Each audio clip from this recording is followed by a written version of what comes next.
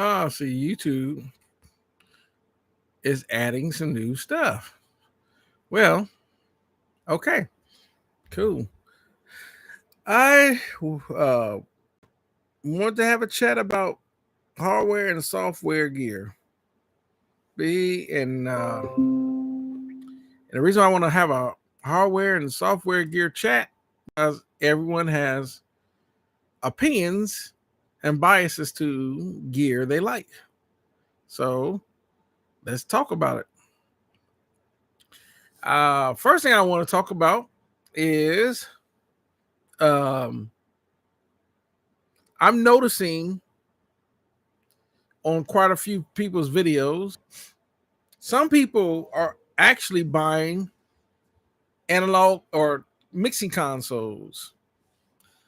Some people still feel that they don't need a console. Then some people that never had a console are buying consoles. So I want to get people's opinion on should you get a mixing console? And let's talk about mixing consoles.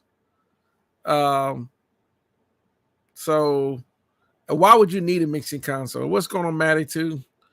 Um, Talking about, like the title says, hardware and software gear. Why would anyone want a mixing console? And I'm going to give my opinions on why. Like, I'll use me as an example. Why do I have a mixing console? I have a mixing console because I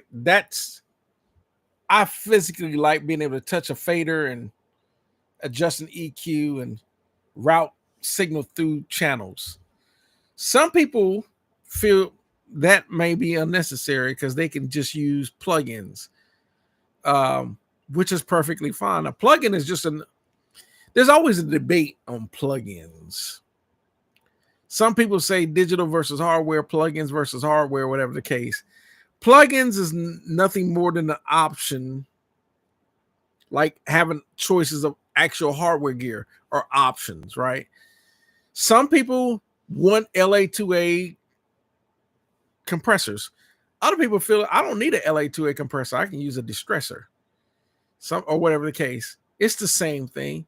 Some people, I don't need to have hardware gear. I can use plugins. It's their options. So it's the same thing with mixing consoles. Mixing consoles are options. Some people use that option because they like that workflow. And that's the reason why I think that mixing consoles are an option. Oh, there go my camera making an adjustment. It looked like it was blurry, but looked like it kind of adjusted. So what do you guys think about choices of gear in your recording studio? Would you like to have a console, or do you feel a console may be unnecessary? I like to get people's opinion on that. I think personally, there are benefits to a console. One of the benefits to a console would be you're not limited to some of the small consoles. Maybe only have maybe 4 or 8 channels. Where we have a large console like this one has 48 channels, or some consoles are 32, or some have 4 or 40 or whatever. And it's probably super beneficial for people that multi-track. And some people say, well, like me, I don't multi-track, so why do I have a console? Well, I like the sound and the workflow even when I'm mixing. So welcome, Don Gordy. I'm good. A little tired, but I'm good. So it says, Mag says, I wouldn't have a console at home. I rent, and I also don't have the space. Yeah, I get it. Sometimes you just don't have the space for a console. Everyone's situation is totally different, right? A console may be too big, even maybe a smaller console. Like for example, because I use this room, this is a bonus room, but it's kind of cramped in here. But because how can I say it, for this room, Um, basically, it's the typical size of a bedroom, right? This is a 48 channel Allen and Heath. So it's probably, what's the best way I can say? It's 72 inches or roughly about 6 feet from here to there. Can you imagine? So there are people that put an SSL, which is probably, if you've never been around an SSL console, and let's say just a 32 channel SSL, it's still bigger than my 48 channel. It's still bigger than my 48 channel Allen Heath, because SSLs are, compared to my Allen Heath that goes from the meter bridge to the fader, an SSL would still come all the way out to here. And if you go from that last fader, it would probably come all the way out. You probably still wouldn't see half that console. That's how big those consoles are. Not just an SSL, a Neve, or even a decent sized API console. Consoles like that, they're big. But they're also, this console only weighs 140 pounds. And SSLs, you'll probably, SSL 4000s, you're talking 1,200 pounds. That's why it takes, if you ever watch moving videos of people trying to move that console, that's why it takes 6, 7, 8 guys to move those consoles. They're just that heavy. So Matt just said, plus I think my wife, she probably, yeah. Unless you have a very understanding spouse, the only time I would say if someone have a spouse that's probably deep hardcore into recording, like we are, deep hard record, they'll never understand this. Like if I had my ex-wife understand this, she understood this. But there are some women that don't they don't get it. They look at it like you're wasting money on all that gear, not understanding that this type of gear you see in my studio and studios is what you see typically in all commercial pro level studios. It's a large console in there with outboard gear and microphones, and the difference is it's in your home instead of being in a commercial building.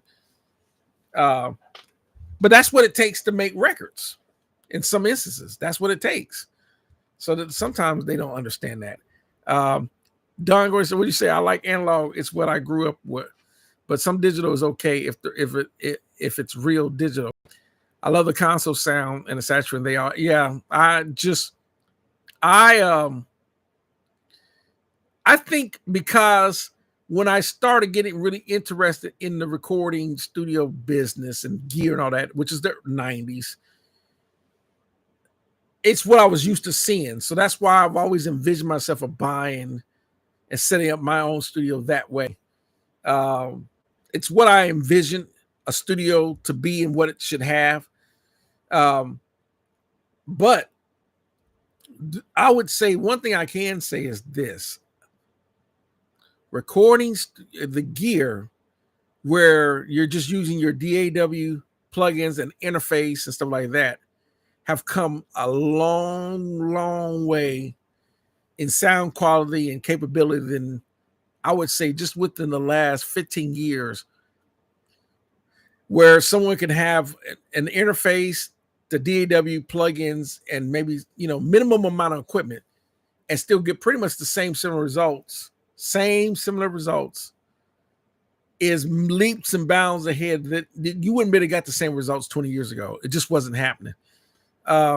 So that's just my thoughts on it. Let's see what else she says. I came through just in the 2000s, so it was almost the last of the big studios with the knees. And yeah, it's there. I watched I was watching this video. Y'all might get a chance if y'all haven't seen it. There was a representative from Focusrite, and what he decided to do, Focusrite only built 10 of these large format consoles. These were Rupert Neve design consoles, but it was a Focusrite. And Rupert Neve designed this, what they call the ISA 110 preamp. So the representative for Focusrite decided to go to find, all these 10 consoles, and to come to find out, I think 3 or 4 went to Japan, one went to South Africa, one went to California, one went to Jersey, and so forth. And one got destroyed. A couple of them got destroyed. But anyhow,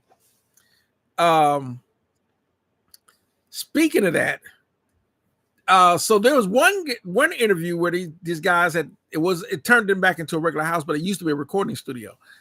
And they were saying they thought they had another 10 or 15 years of the old style analog with the 24 track, 2-inch tape machine, outboard gear type of recording studio. And they realized, they said, we found out we didn't have nowhere near as much time as we thought, because DAWs with plugins were advancing the technology to DAWs and plugins so fast that you turn around, it's like even your PC or your Mac can't keep up.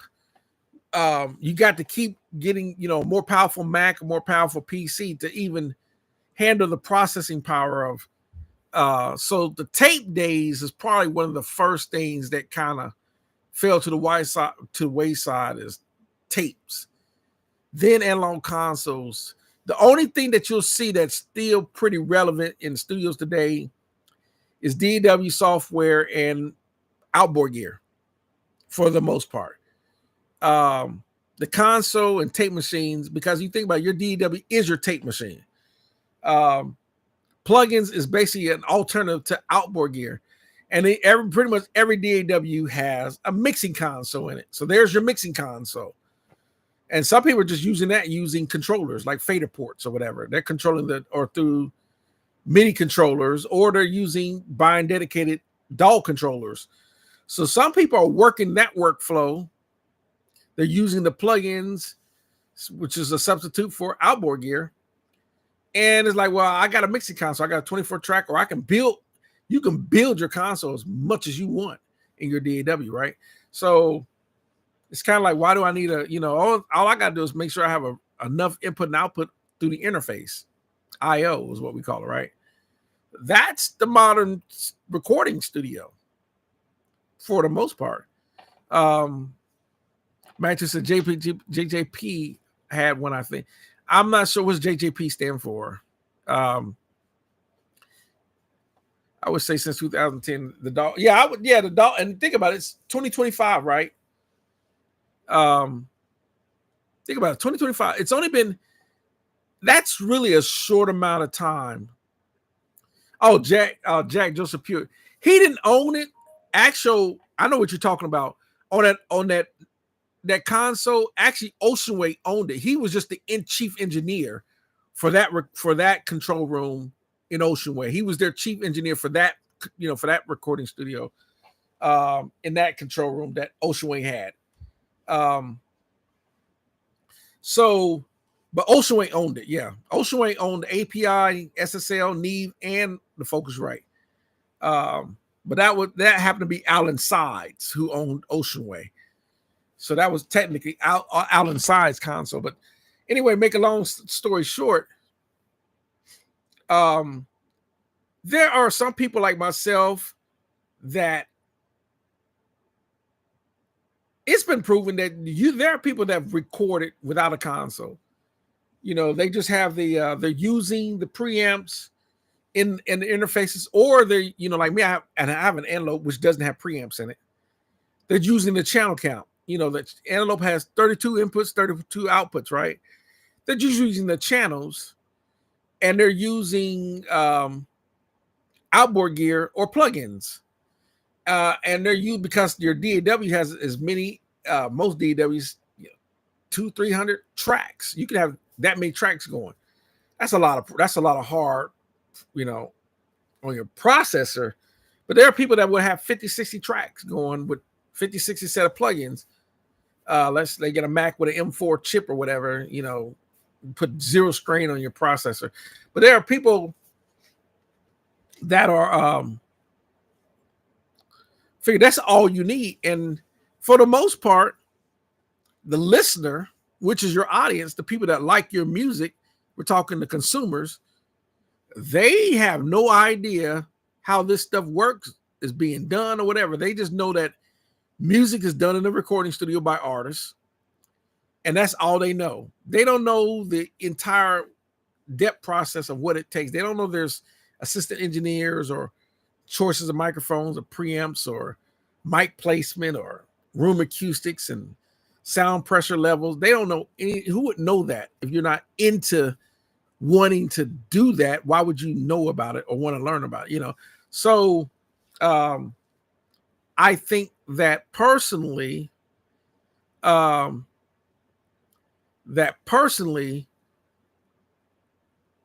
that outboard gear is kind of like recording gear and software, I think the software, especially as powerful as Macs and PCs are, or 64-bit systems and all that, you're really not hearing a distinctive difference anymore, simply because even though we might have an analog console and outboard gear, which is analog, the conversion is being converted to digital through the interface. So you're not gonna be 100% analog anyway, unless you just go eliminate the computer and just go by tape. So let me read some more comments.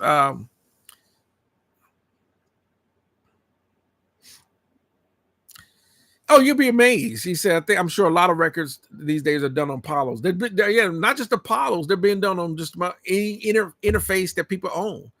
M-Audios, Antelopes, Lynx Auroras, their Symphony, Algis, Burls.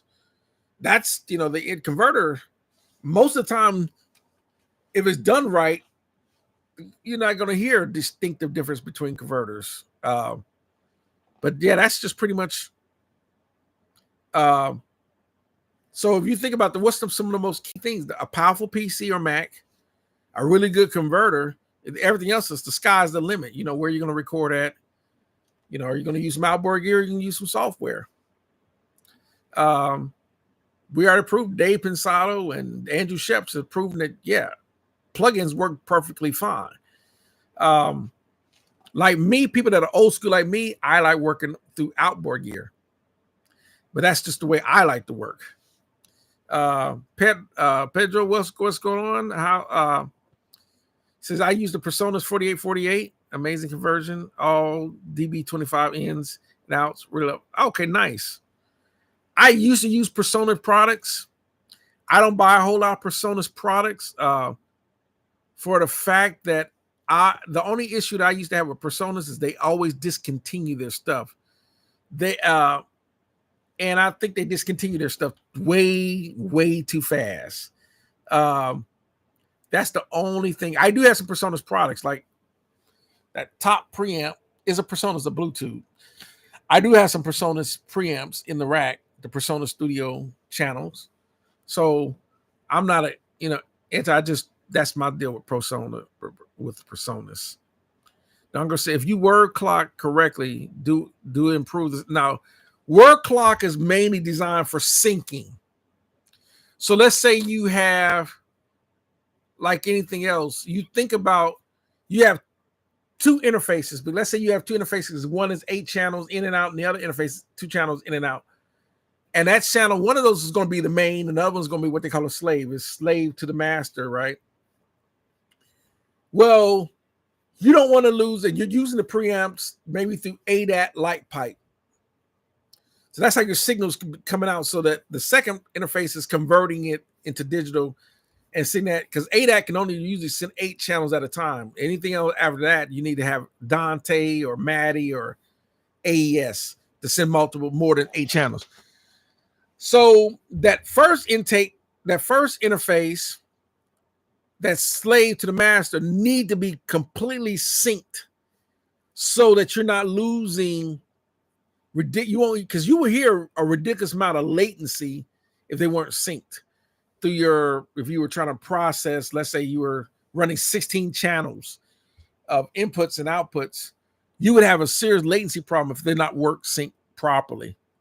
So, but the sound quality itself comes from the conversion of the interface itself.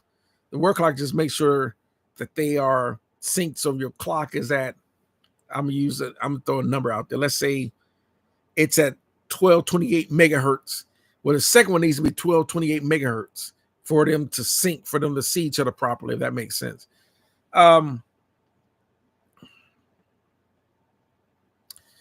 Pedro just, I guess he said no, it just makes it sync. Yeah, well, he just answered, of course, like I did. Pedro said, recently I got the Behringer 369, really nice, sounds great. I'm gonna have to invest in one. I haven't got one yet, the 369, but I'm thinking about getting it, even though I did pick up a second. Here's the box for it. I did pick up a second Lin 2A. Let me see if that's upside. There we go. The Lin 2A. I have two Clark Technics and two Lin 2As now in the rack. These are basically the LA2A. The LA2A is Lindell Audio's version of an LA2A. So now I got two of them. So I'm probably loaded with compressors because I have the Art Pro VLAs. I got the 3630s. I got a ton of compressors. I got a ton of preamps too. But I really like those Lin 2As. I like those a lot. Just like I got the Lin 2A. Well, those are the Pultec style EQs. Because I have the Clark Technic ones as well, but I got those as well as I have the Lin 76s, which is a L1176 version by the Lindell Audio. So I really like Lindell Audio stuff. Oh, has anyone heard of the Behringer 676? Yeah, I saw videos on the Behringer 676, which is basically, you can't see it behind my my Elise's BRC, but I don't have a, it's basically the difference between the 610 and a 6176 by Universal Audio is the 610 preamp. The 610 preamp, you can't see it because I got the controller in the way, but I have a Universal 610. It is a preamp with the LA2A compressor built into it. The 6176 is basically a Universal Audio's preamp with the 1176 compressor built in. So what Behringer decided to do is come up with a 676 version of the Universal Audio 6176, but at a way cheaper price. So, with that being said, the reason why I think anyone that would get the Behringer 369 or the Behringer 1273 or the Behringer 676, whatever, because what Behringer did is hire engineers to design their clones to make them on the same quality competitive level like what Warm Audio is doing, or STEM Audio, or Ventec Audio, and so forth. These guys have used to work for Neve and companies like that. So Behringer hired them and put them on their team and came up with those clones. So these Behringer's clones are definitely better than some of the other Behringer stuff that people might have a problem with. The only downside to the Behringer of what I'm hearing is they still are using some lower quality components, but a lot of clone companies do that. Because if you try to replicate, let's say you're going to build an authentic Neve 273 with every possible high quality component, you will be in the same price range like with BAE doing their clones. That stuff is expensive to build. So, Pedro says yes, those nice Lindell. Yeah, I always try to get sound quality or sound. What's the word I'm looking for? When someone does a shootout or whatever, and they have a piece of gear and they're testing it, and you can actually hear the audio of they're testing something, and I can hear it, and it gives me an idea what it's going to sound like. I use that as a reference if I'm going to buy it or not. And I heard that with the Lindell audio stuff, and I was like, "Yep, okay, that'll work." That way, I can buy the Lindell audio and get the LA2A 1176 and so forth quality sound without spending LA2A 1176 prices, if that makes sense. So Tactical MIDI says, do I recommend Lintech for mastering? I said, why not? Why not? Why not? Why not use it? I don't think your mastering is going to suffer if you, like, for example, you're using the Lindell pull textile EQs on your mastering chain, and you're going to use like the Lindell 76s on your mastering chain. Why wouldn't you? I always try to buy everything in pairs. So if I got one, I like to have two. It's the reason why I need to buy another Tone Beast, another Warm Audio Tone Beast, because I only got one, but I want to get two. So I don't see why you would. I don't think you would. I think you would do well with those Lintex. And your for your mastering. Been thinking about getting the Tube-Tech CL1B clone from Stam. Do you like those? I tried the Warm Audio version and it was cool. Yeah, if you can afford it. Because Tube-Tech CL, what is those? About $4,000 for the CL1B? If you can afford it, sure. But if not, Warm Audio has one version. I would say I would go for that one if you can. I don't think you're going to suffer in quality because you get the Stam or the Warm Audio version over getting an actual authentic Tube-Tech. Here's the thing, my thing on these clone companies like Stam Audio, Warm Audio, and Ventec Audio, and so forth. I honestly think that so many people are building their studios and they're buying clones like Warm Audio and so forth, that I think really a lot of these, the ones that are like Tube-Tech, actual Universal Audio, actual Pultec, and so forth, and companies like that, I honestly think that they can eventually become in trouble because they're not going to sell as much product. And you think about this for a second, if I can buy for one 1176, let's say 1176 about $3,000, but I can get 6 Warm Audio 1176s for the price of one Universal Audio. Why would I do that?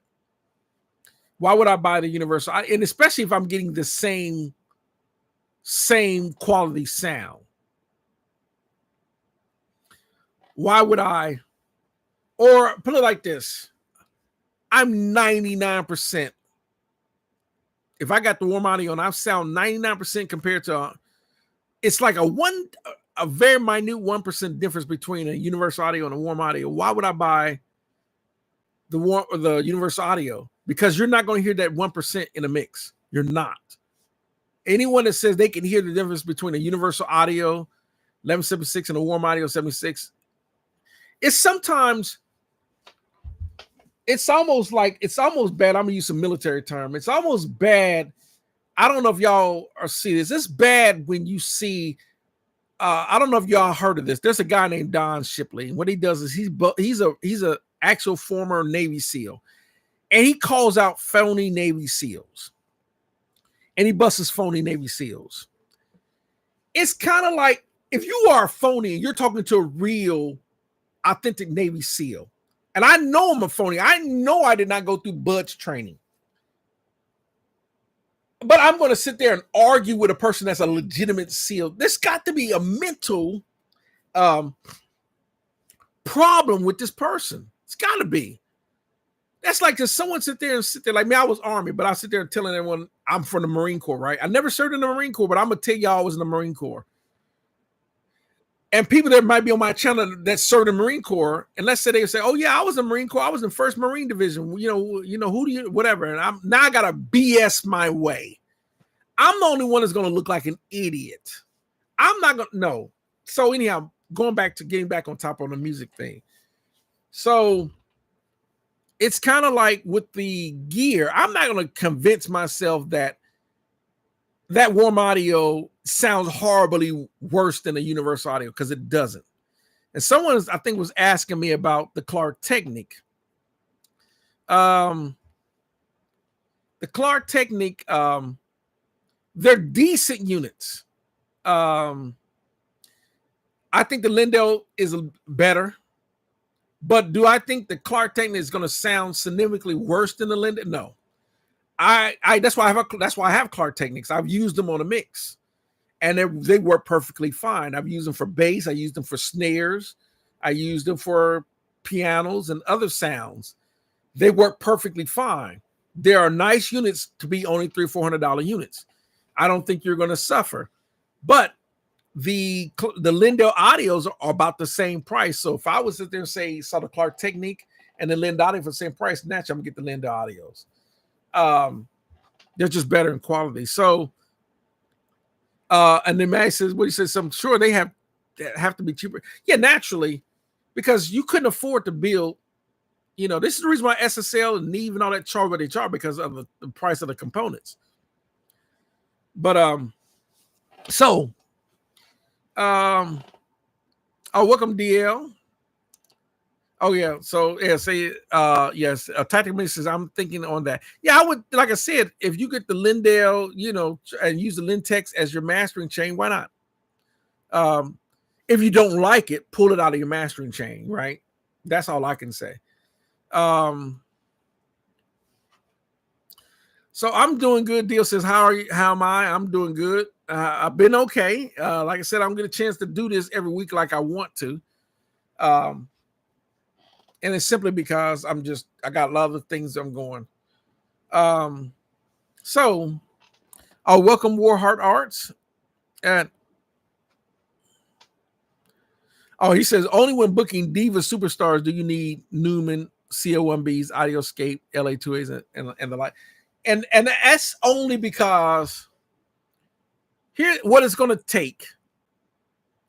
And this is not only just the artists, but these are producers.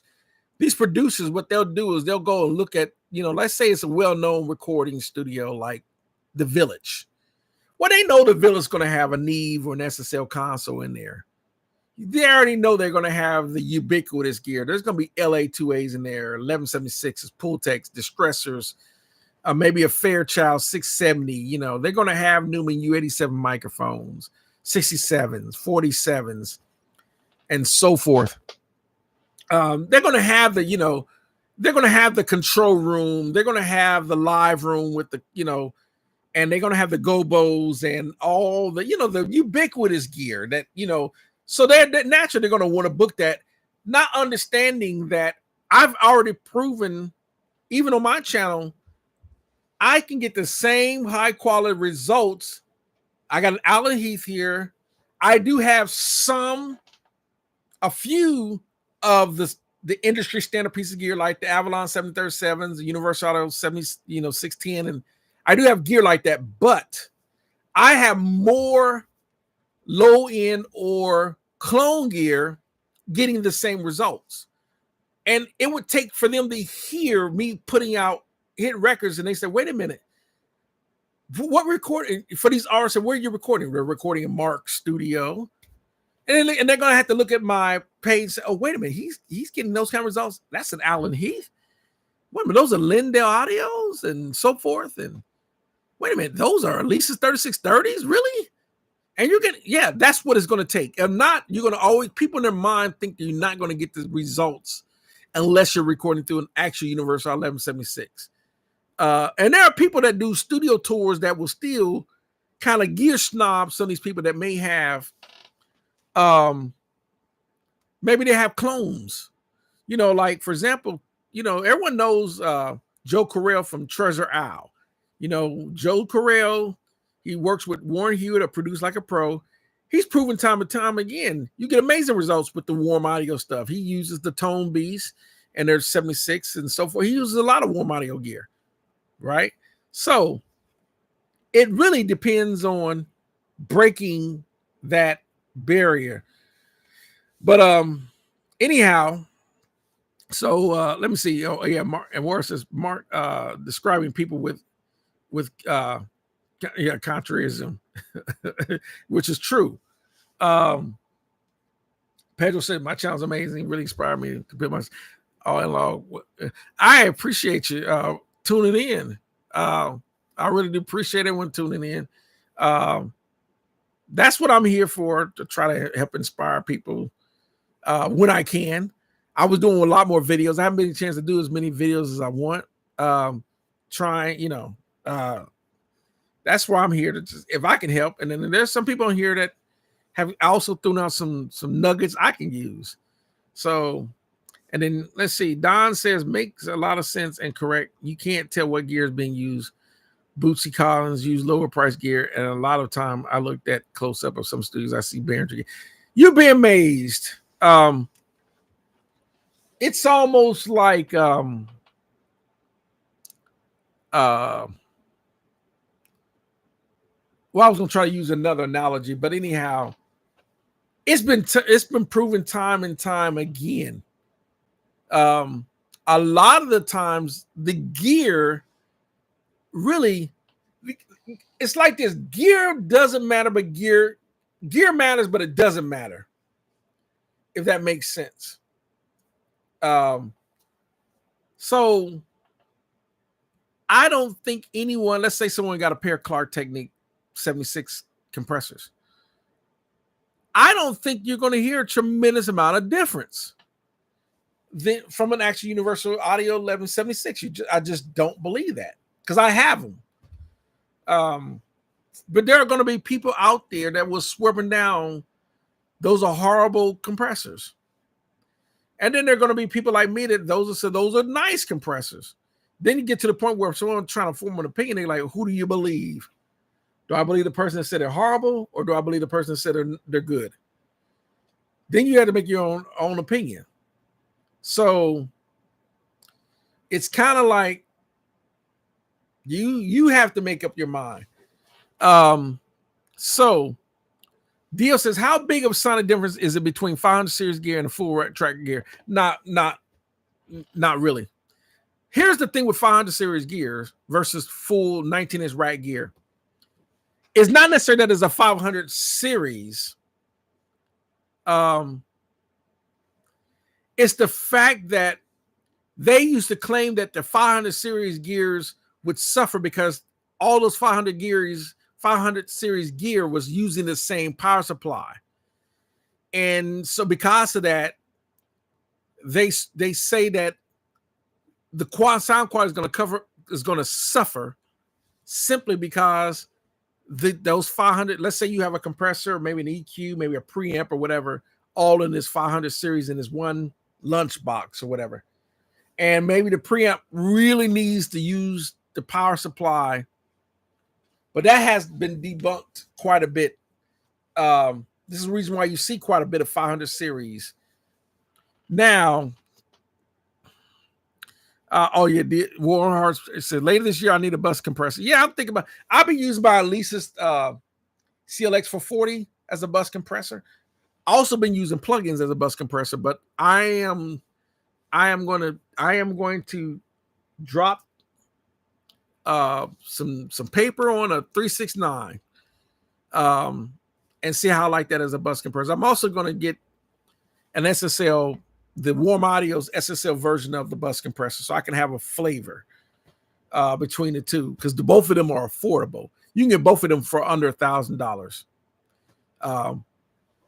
So now, Wara says, as far as 500 leaves you wanting more, because 500 series are pieces of gear that you can build, even if you want to go after the top name ubiquitous gear, the top name stuff, is way more affordable to buy a 500 series rack gear than it is an actual 19-inch rack unit.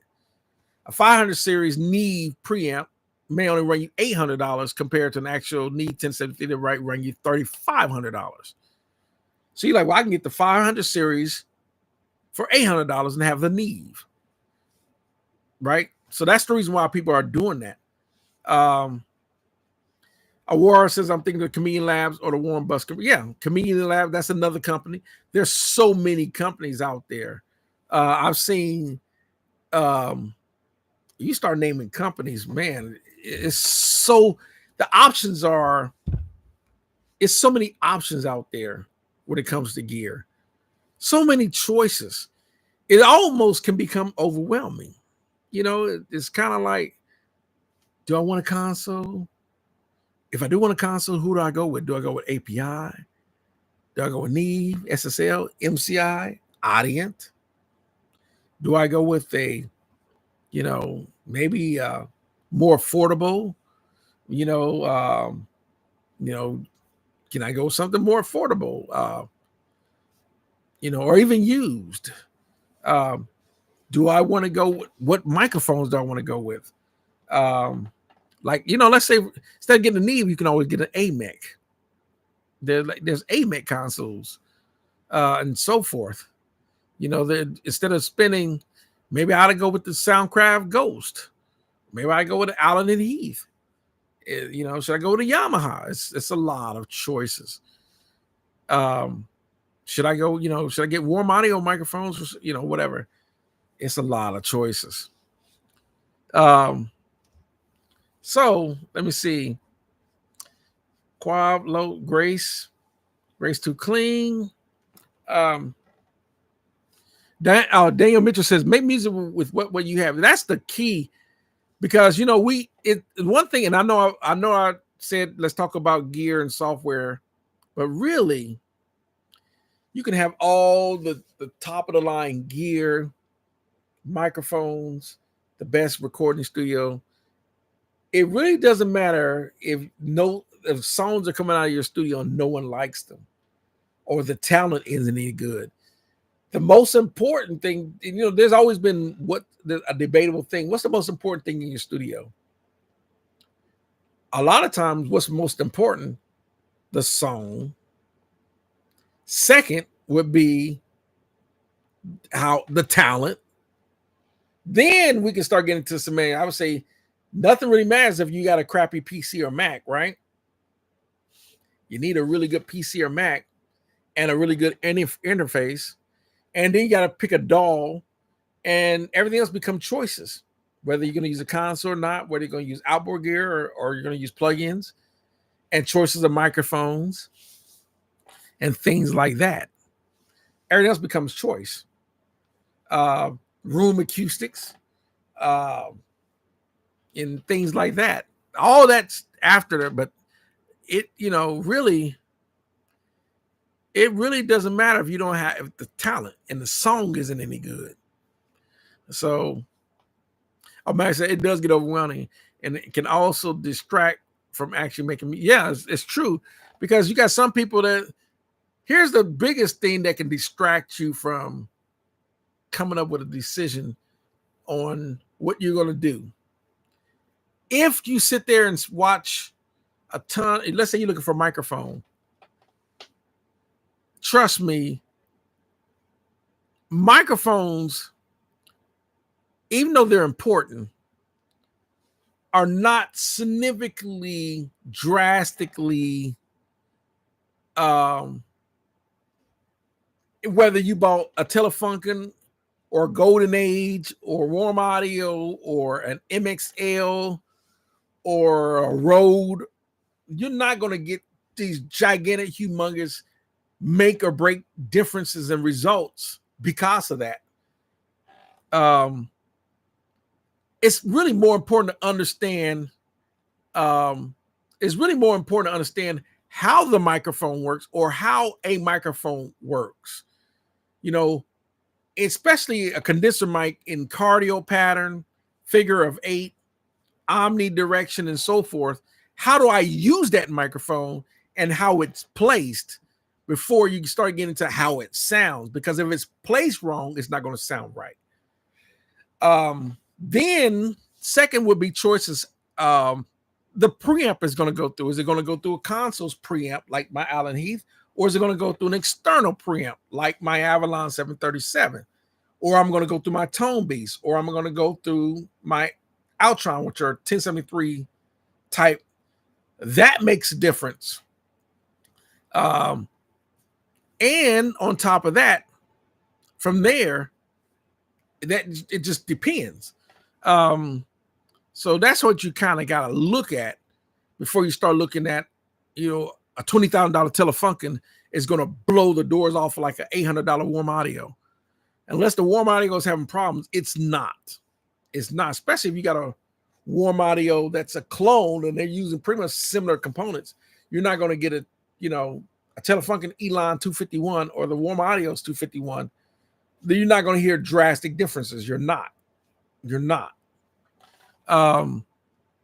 So let me see. Oh yeah, Warren said I have an older Soundtraxx Taupe. That's a good mixing console. A lot of records were made with Soundtraxx. Daniel says no need to buy anything else once you have enough. That's true. That is one. Oh yeah, someone else said 100. Yep, that is very true. Welcome, CC Funk. DL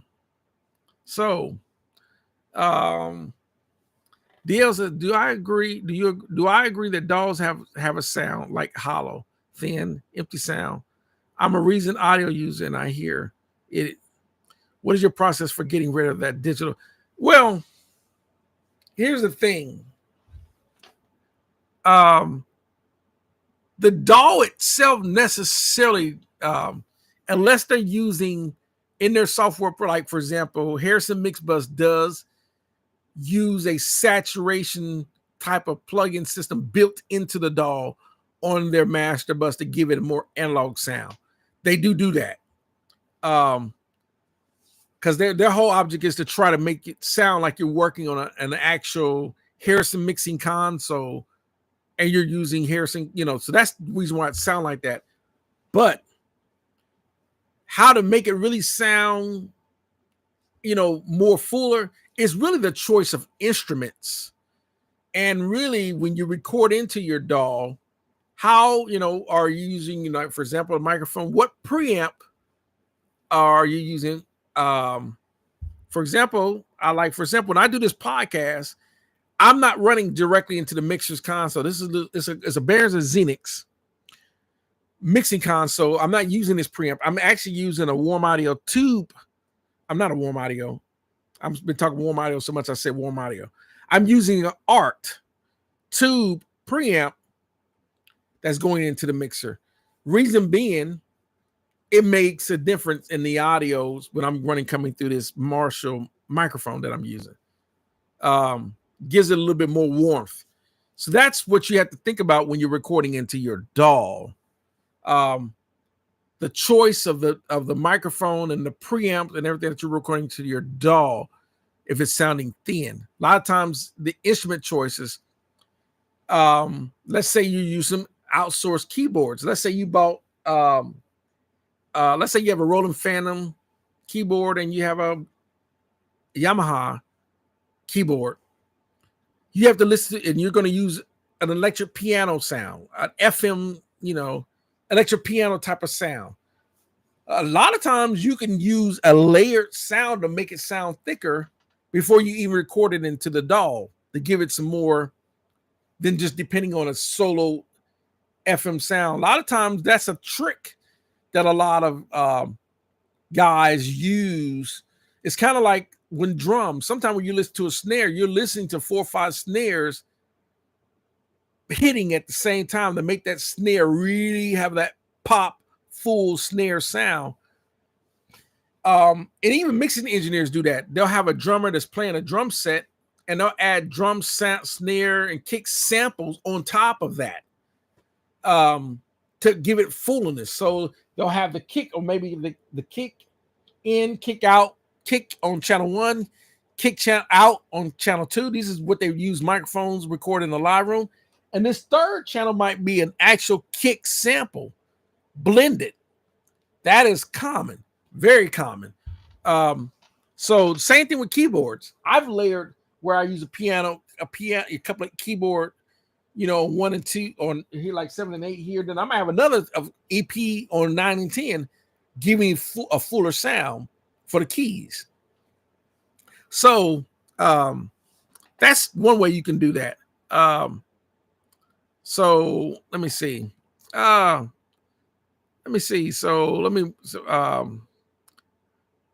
Warheart says, you're right. I'm still acquiring my basics. Okay, gotcha.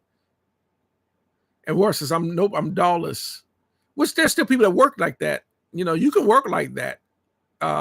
Just using the console, tape machine, and outboard. They worked like that, DAWless, up until the 2000s. Everything was DAWless, pretty much. Everything was still using tapes. So Max's arrangement is also key.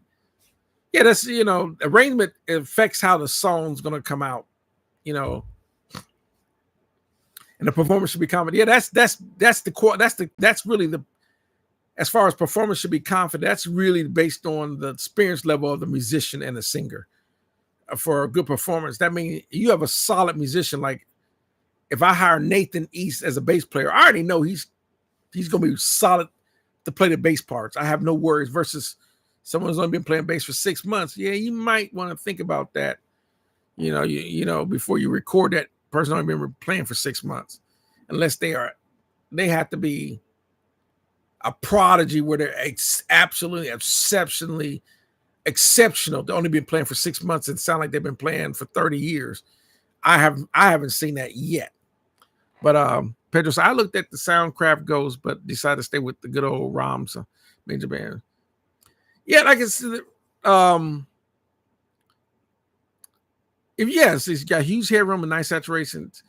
If your mixing console is working for you, there's no need to change. Like I've had this Allen Heath in here for years. It's working perfectly. There's no need for me to change. Even though at one time I thought about getting an Atari Concept 1, because that's the console we use to do a Different Taste album.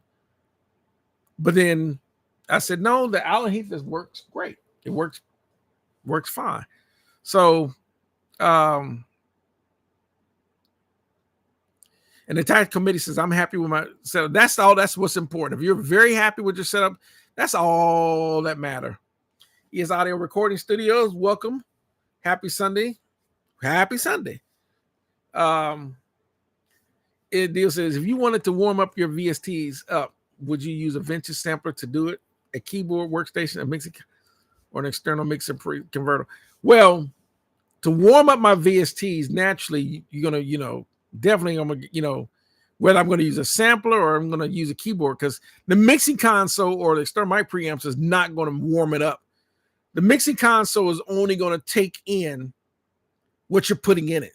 The external mic preamp or whatever, all that's going to do is just add its flavor onto it. But you already have to have a good source before you even go to the preamp, because a preamp is exactly what it is. It's just a pre-amplifier. But I'm not saying preamps don't make a difference. They do. But now a mixing console and the preamps do help in the sound, especially, on a console, because you're going through the electronics. But to make your stuff sound fat, you really want to use a good choice of instruments before you even start recording. You just make sure the sounds sound full enough, and listen to the VS. If that's a thin sound of VST, you got to do some more work to make it sound fuller than a fuller sounding VST, if that makes sense. So I reamp through hardware, a mixer, or channel script, that's another way you can do that. Just another option.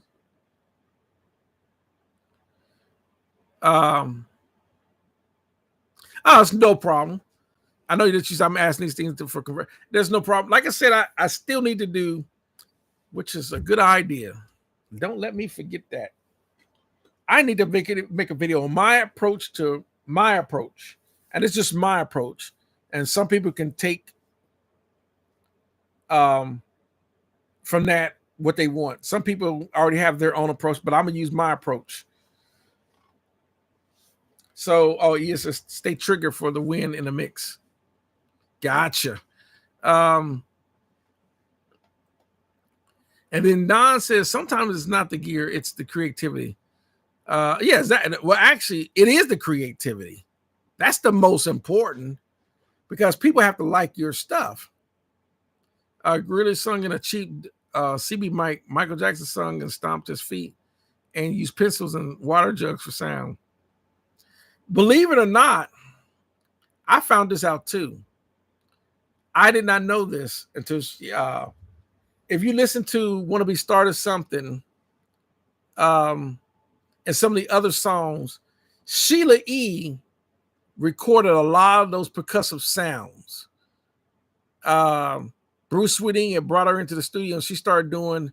You can hear all these little pops and taps, and that's Sheila E. doing that. Did not know that. But being Sheila E's a percussionist, she's a drummer slash percussionist. So, CC Funk says, yeah, our word says just emulate. Yeah, gotcha. CC Funk says, I'm always layering, especially drum. Yeah, you'd be amazed. You have to get inventive. This is what made Sylvia Massey so genius at what she does, because she's always inventive. She doesn't. It's kind of like, well, how would it sound if we take a cymbal and record it through a telephone? What kind of sound would that make? That's how she thinks. So he said, I'm waiting for me to drop a trap in beat album. Yeah, I know you laughing because that ain't happening. That's just that ain't happening. Andre, welcome. Pedro says exactly. I walk every day in my studio and I'm smiling out, boring and a constant beat. It's just like me when I walked in here, because it's like, man, this is one of those deals where you're like, man, I've always wanted to have this, and now I have it. So it is one of those kind of, what do you call it? What do you call those kind of moments where it's kind of like surreal? So, oh, do I leave my Allen Heath on all the time, or do you shut the yeah, I turn it off. Because sometimes it's off for, I don't never leave it on. Yeah. I mean, you can, but my gear downstairs is on all the time, but up here, no, my electricity bill would be off the chain if I left the gear up here on all the time. I only have a few pieces of gear in the console on up down there, so it ain't killing my electricity bill. But I promise you, even though, believe it or not, there is this thing, and I watched I was watching it. I forget his name. He's an electronics guy out of Denver, and they asked him a question: is it good to turn your gear on and off, or should you always leave it on? And I've heard so many different stories. Now, old studios with the big consoles like SSL's Neve, they left them on all the time. They never turned them off. They were always on. And they said that's actually, in some instances, better for the electronics. But in some instances, you are more likely to have to recap your stuff because of the heat of that stuff being on all the time. And that's what they did with those large consoles and their gear. They had to recap all the time. So that's why they always have technicians in those studios to pull channels out and recap them, because channels would go down all the time because of just being on all the time. So it's kind of like with my Allen Heath, you could turn it on and off and not hurt it. It runs off a standard one. It's 120 power supply, 120 volt power supply. So you're not hurting that console turning it on and off. Now, tube gear, you just got to be careful with tube gear, because tube gear has to warm up. So, Dongo said, wow, that's amazing. Yes, Sheila, it's kind of like when I discover certain musicians and artists and who's working behind the scenes and these engineers and all that, it would blow your mind who's actually involved in doing what. So now, a pinch me moment. It is like when I come in here, excuse me, I'm a little tired. It is like a pinch me moment, because it's like I would have never thought. So now, Said Warhard Art said 2 mic recommendations. It really depends on your budget. That's the only thing I can say. Where's your budget? How much you're wanting to spend, and then I will go. I can give you some better recommendations. But if you want some nice preamps that's really affordable, it really depends on what you want your preamp to have. Do you want your preamp to be a channel strip, meaning a preamp with EQ and compression? Or do you want just an EQ and compressor? Or do you just want a preamp? So that's also your question you have to ask. Are you going to chain, or are you going to use? So you got to kind of look at that too. So let me see. Go back to see. So Sheila, yeah, Excavator was on Don't Stop Till You Get Enough, uncredited with yeah. She's and I can believe it or not, there is a lot of that went on a lot, which is sad. There are so many musicians that played on a lot of artists and didn't get the credits. It's almost like with Michael McDonald not got a lot of credits for the Steely Dan stuff. And I'm sure if y'all heard of Steely Dan, well, Michael McDonald did quite a bit of stuff on that. Like, you know, they got this one song called Peg. Well, if you listen to Peg closely by Steely Dan, Peg, bring them back to you, Peg. Well, that's Michael McDonald doing backgrounds on that, but you won't see his credits, which is, you know, that happened a lot. Same, especially with background singers. I think the next time I do a live stream, we need to talk about artists and the music industry, because that, believe it or not, 90% of most artists, the music industry is a short-lived career. It really is. So, and a lot of people, so many people that want to be in the music industry and be an artist, all that, have so many dreams and aspirations of getting into this this business, and realize there's multiple reasons why artists have short-lived careers in this. So Warren says, no telling funkin' cheddar. I get it. You know, not spending $3-4 grand, 1,200 tube mic. I have a good channel. Well, because even a lot of gear went up in price, but I would say a really good preamp, if you can get it, even if you get it used, a really nice tube mic preamp that I think you would like a lot would be if you can find yourself a good deal on a Universal Audio 610 preamp. I think you would really like that preamp. That's a really, really nice preamp. It's just hard to find them cheap. If you want to throw in another $300 or $400 or $500, you know, maybe $1,500, even an Avalon 737, that's a really popular. It's controversial because there are a lot of people that don't like the Avalon, even though I love my Avalons. But if you around that price range, if you do some good looking on like Reverb and try to really be patient and get a deal, I think $1,200 to $1,500 to get you a really nice tube preamp. But if you don't want a tube and you want a really nice tube or a nice solid state preamp that's going to still give you amazing results, you can do well with the Tone Beast by Warm Audio. Those are about $500-$600. I think you would be very, very pleased and happy with that preamp.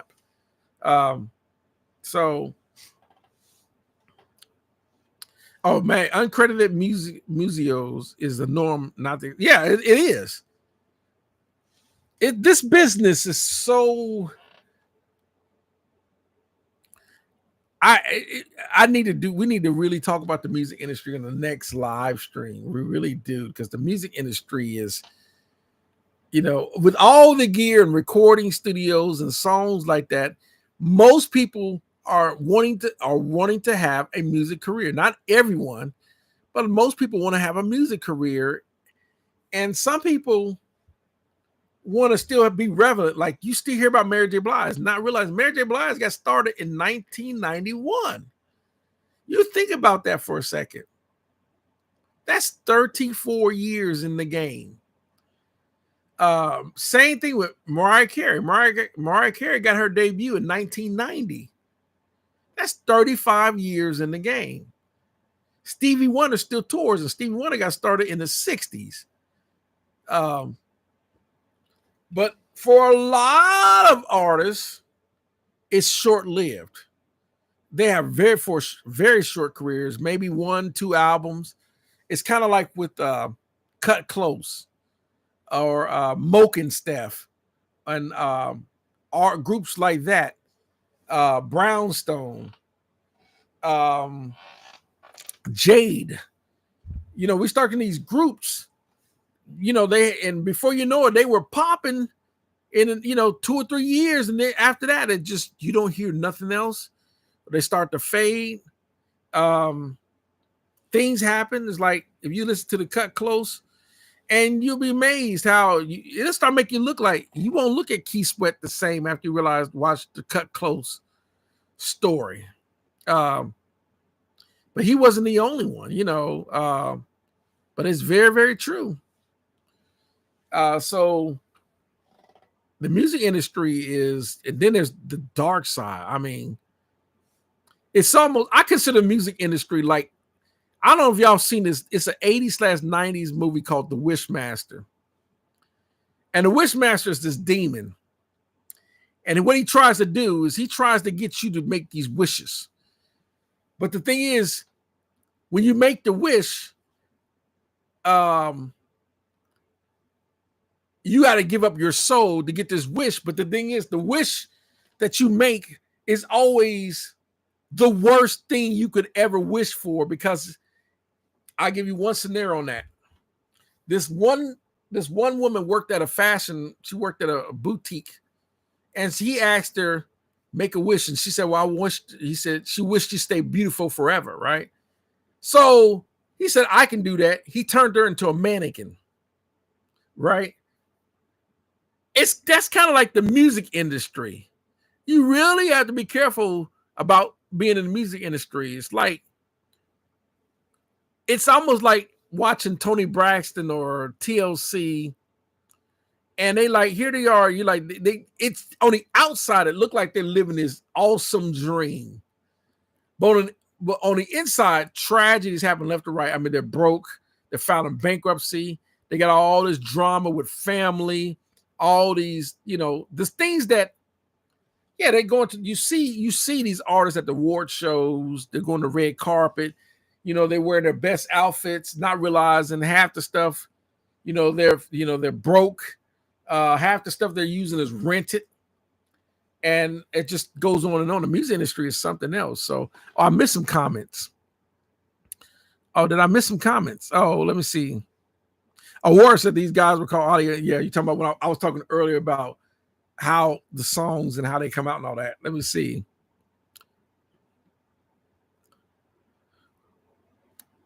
Okay, I see what you said. Pedro said I use a Telefunken U47. That's a nice tube microphone. Yes, audio says I have the Allen Heath GS3000. I turn mine off when I'm not. Yeah, same thing like me. Of course, I have, being a GL versus the GS. The GS stood for studio. So the L in GL stands for live. I forget what the G stood for, but that's the only, that's one of the major differences. The GS actually has the second faders, and it's actually a studio console for that. Which is, that's the only thing that I wish this was as a studio console, even though I use it as my studio. Let me see. Oh, wait a minute. Check out the Avaton seat. I've heard of those. I really can't tell the difference between my C800G. Yeah. You're talking about the Sony C100G. Yeah. So, Aurora says I might do that exactly. The CV12. Yeah, that's the Avatone. I think that's Avatone CV12, which is supposed to be equivalent to the AKG C12, I believe. Yo, yeah, it's a facts. One hit wonders are everywhere, and then there are us with no hits. And you gotta think of it. The only difference between you with no hits and a person with a hit is the person with the hit had publicity, marketing, maybe on the label, they got and so forth. That's the only difference. Yep, short-lived. Yep, it's just the music industry is it's a brutal career field. You got to know how to. It's almost like playing if you ever played a game where you had to dodge obstacles or be killed. That's the music industry. You got to dodge obstacles to stay relevant in it, or you'll end up, if not, people can fall to the trap of like P. Diddy, R. Kelly, and and so forth, because that's the dark side of the industry. Exactly what's going on with R. Kelly and P. Diddy, and they, trust me, there's thousands. You think about how many artists have gotten on drugs and ruined their careers, and it's thousands of them. It ain't just R&B artists. We're talking country and western, rock bands, jazz musicians. I mean, jazz musicians were on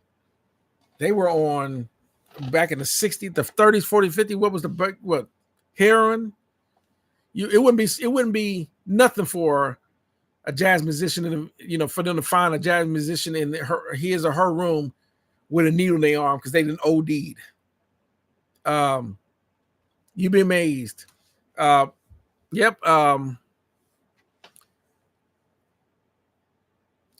So let me see.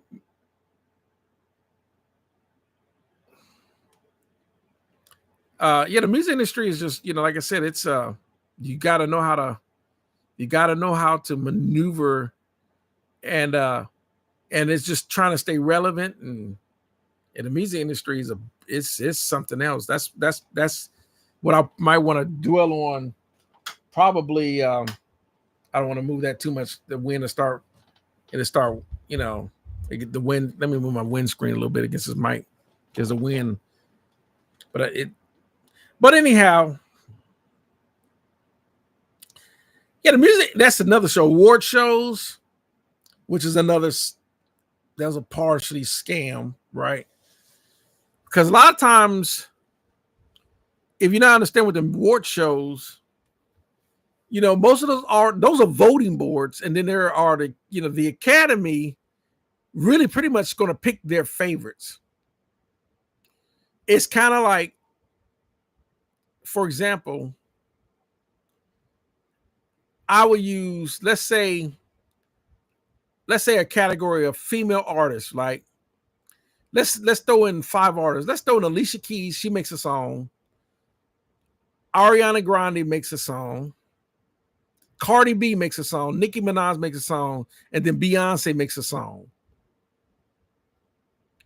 Who do you think is going to take that Grammy? Think about that for a second. Y'all can chat your answer, but I'm gonna take my answer, Beyonce, because that's how the awards work. Even though, let's say Ariana Grande has a better song, but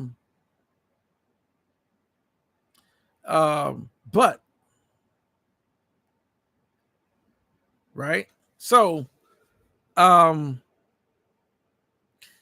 me see. Track all the vocals to record a TLC 20, which was it's also for the movie 20 Years of TLC. Okay, gotcha. Okay.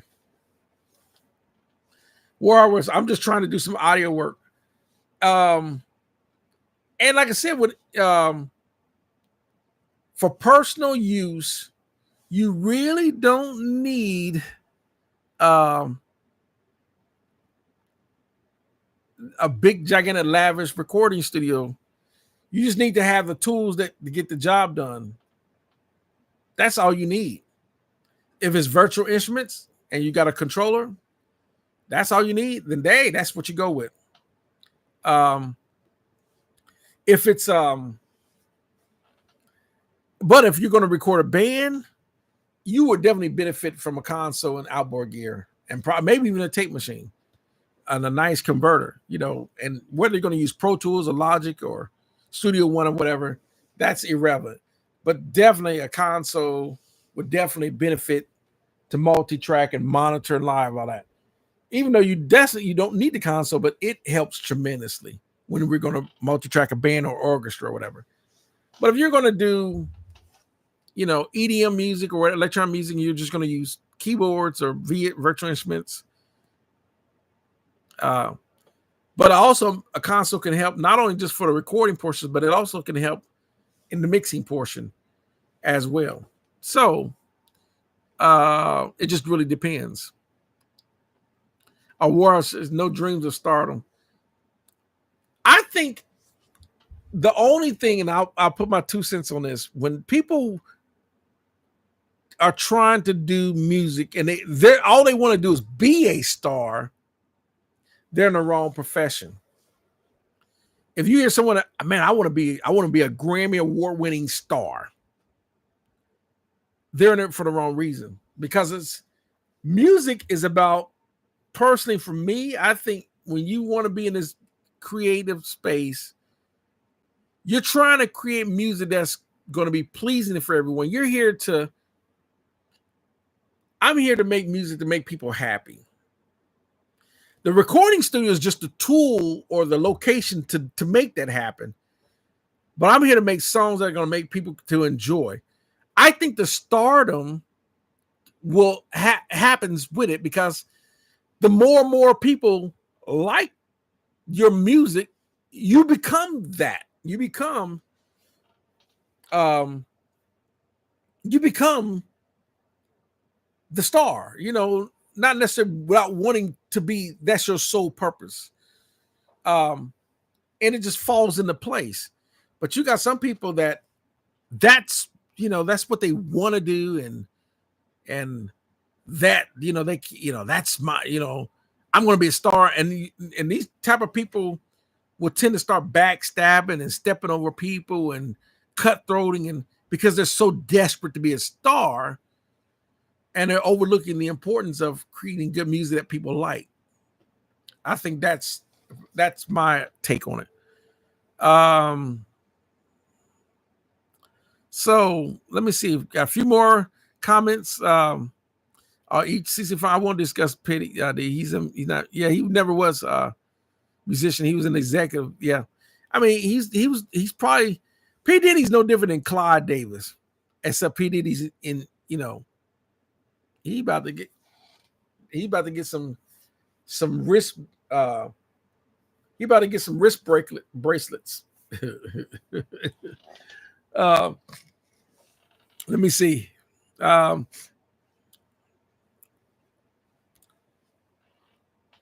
that's Isaiah said. Yeah, if you look at if you grind hard enough, you can achieve it. That's at anything. You just gotta do. You got the hustle. You can't be lazy, and you got to put 150% effort at every aspect to make it, and it'll happen. P Diddy, Master P showed that.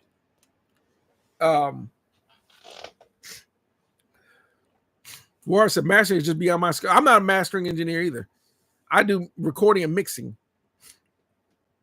I do some mastering, but I'm just not I'm just not that person that just solely focuses on mastering. So yes, so there's a lot of online. Yeah, there's like Lander. There's quite a few. So, as I said, I want to learn from scratch too. Yeah. Like I said, I need to, and I have forgot, because I said I'm gonna do my approach to recording. What I do. It may work for some people, it may not, but for the most part, I am an R&B songwriter. For the most part, even though I can do other styles, I can do I can do dance music, and because I play in church every week.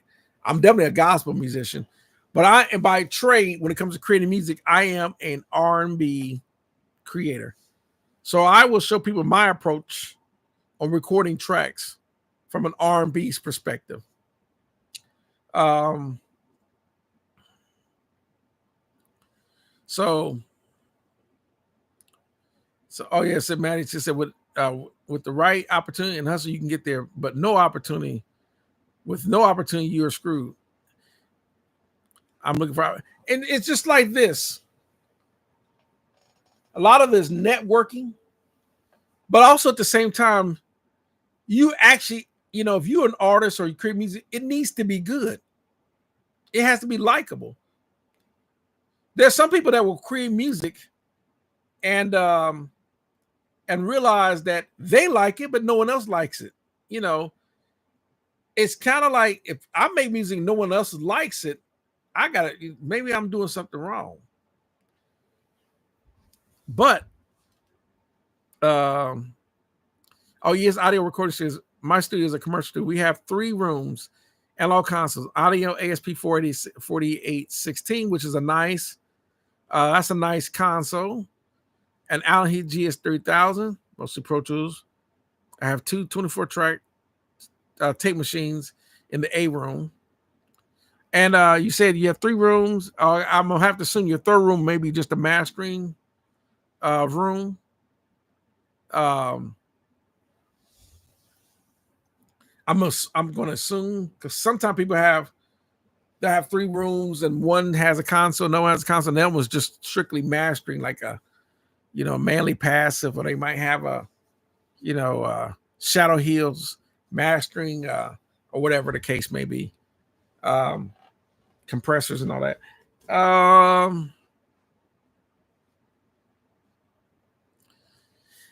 What is an R&B song example that you think everyone agrees sounds good? I would say, for example, I'll use Beyonce, Love on Top. Name. I don't know too many people that does not like that song by her, Love on Top. Right? Who doesn't like that song? Honey, honey, I can feel. I'm not Beyonce, so I'm not gonna sing, but y'all know the song, right? That's an example of an R&B song. I think that or even let's go old school. Let's go old school with the R&B song. Who does not like "Rock with You" by Michael Jackson? And that song came out in 1979, right? Rock with you all night. Who does not like that song, right? It's just there are R&B songs like that people are just going to like. Butterfly is kind of hit or miss because not everyone liked that song, Butterfly by Michael Jackson. You give me butterflies. Not everyone liked that. All I want to do and you nice. Even though I like it, you give me butterflies, because the last chord is a major. These he goes back to a minor, and then I had to get a music production when I talk about my approach. I still need to do that. Production and all that. So now he said the Leona Lewis record that was produced by. See, I don't know who Leona Lewis is, so I can't comment on her. So Michael Jackson, like I said, Michael Jackson. But think about it, Michael Jackson. Before Michael Jackson, he started doing the solo stuff. Before he hooked up with Quincy, Michael tried to do some stuff, it just didn't. It didn't have the edge. He needed Quincy to give him the push. And when with that Off the Wall album, and then of course the Thriller album, and so forth, and the Bad album, that's what really got Michael Jackson to shine. That's what made him elevate to where he went, because of Quincy production. versus think about it, because his brother Jermaine, you had and then even the only thing that equalized that out for on Michael Jackson to shine as far as production is when Janet hooked up with Jimmy Jam and Terry Lewis, and she came out with the um, um, when she came out with the Pleasure Principle, When I Think of You, those tracks. But production and the right musicians and the production and so forth is crucial for an artist. Because sometimes it's not about talent. Because there's sometimes you can have artists that have great talent but cannot, they can become a one-hit wonder, or they can become a one-album wonder, whatever. It's kind of like what happened to Mickey Howard.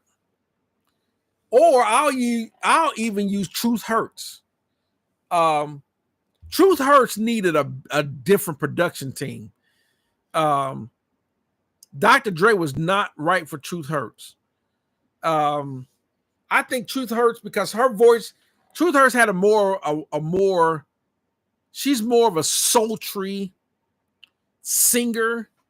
So she needed production that was going to elevate her music. The same thing it's the reason why Beyonce is so hit or miss. Beyonce, because she's married to Jay-Z, she's got this influence of being like a hip hop R&B singer when Beyonce could have really, because listen to the difference between when Beyonce was singing like Love on Top versus when she was doing her Beyonce is kind of low. That's why she decided to do that country and western song, because she's kind of, so Isaiah said that was a great team with Janet. It's just look at that from Janet, from When I Think of You to going to the Rhythm Nation to then the album that she did with That's What Love, that's how love goes, that so yeah, Becky Howard, she's blackballed. And I think Mickey Howard, because Mickey Howard had that song Imagination, and she also had Come Share My World. Those are her two biggest hits, but she really could not, and that helped. It's kind of like production. It's kind of like you think about with Layla Hathaway. Layla Hathaway got started with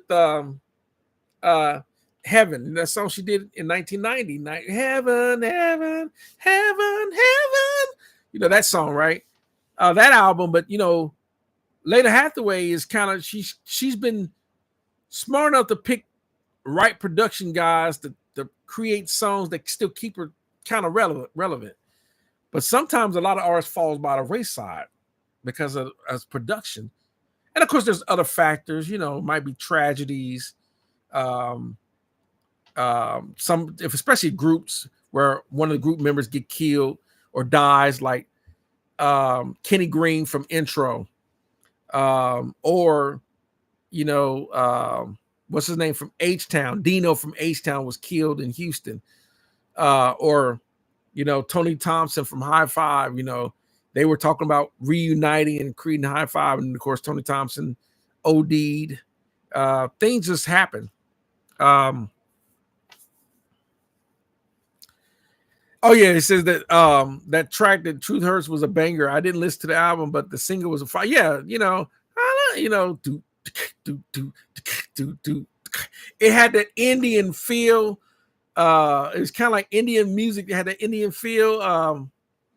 She breaks, how the song go? He breaks me down, he builds me up. Something like, y'all remember the words. Anyhow, Truth Hurts. Is she Contagious? That's what he pretty contagious. But anyhow, had she had the right for her vocals, had she had the right production, I think we would have heard more from Truth Hurts. It's almost like, well, I would go Blue Contrail, but Blue Contrail, well, Y'all already know the still, Blue Contrail dated Jay-Z and then Beyonce came in along in the picture. That's why they call her Queen B. There's some drama behind that whole situation. But anyhow, if Blue Contrail had just bounced, she was so infatuated with Jay-Z that she let her career kind of. But anyhow, okay, so Isaiah says, since Diddy was one of the players out of the way, do you think older artists can break free from being blackballed? Yeah. And I'll tell you why. Record labels are not in control of artists anymore. That's why anyone blackballed can break free. Because, and I'll say this, record label, because if you think about it, record labels, they work in cahoots with radio stations, ticket masters for concerts, and video. Well, because people can, if you got the internet, you can have 1 million views and book your own concerts without a record label. You couldn't do that 30 years ago. You needed a record label because they control the distribution, they control the radio stations, they controlled everything. And what I mean control is they had major influence. But now, I don't need, if I was going to be an artist, what I need a record label for? I can build a following on YouTube, Twitch, Instagram, TikTok, build a following on Facebook, get my distribution through like 1RPM, DistroKid or whatever. I can build my own recording studio. So I don't need no advanced money for recording time. I can do my own recording studio. And if I'm not a musician or engineer, I can link up with people. They help me do that. And then after that, just kind of learn the business. How do I learn the business? How does marketing work? How does distribution work? How does your royalties work? Copyrights work? Filling out my copyright forms and all these different things I can learn and do myself. All I got to do is manage myself. And on top of that, for my bank account, instead of using my personal account, I'm going to start me a business account for my label / artist. I'm going to start that. So all income and revenue is separate. And also I'm going to go get an LLC. So if I run into lawsuits or whatever, they can't sue my personal account. They can only try to go after my business account. Things like that. It's a lot to learn in the music industry, but that's what I would do. I go pick up me a book everything I need to know about the music business and read it. Marketing, get my stuff on Spotify, SoundCloud, Reverb Nation, iHeartRadio. What can I do to get my stuff on XM Sirius Radio and so forth? It's a lot of work, but it can be done. Let me see. Oh yeah. I Am Sasha Fierce. That's what I mean. Yeah. Remember, I Am Sasha Fierce. When Beyonce started going far left, when she starts doing this stuff, I Am Sasha Fierce, or she just does. I don't know. Sometimes I don't know. Sometimes some of these artists get far left and you don't understand what they're trying to do.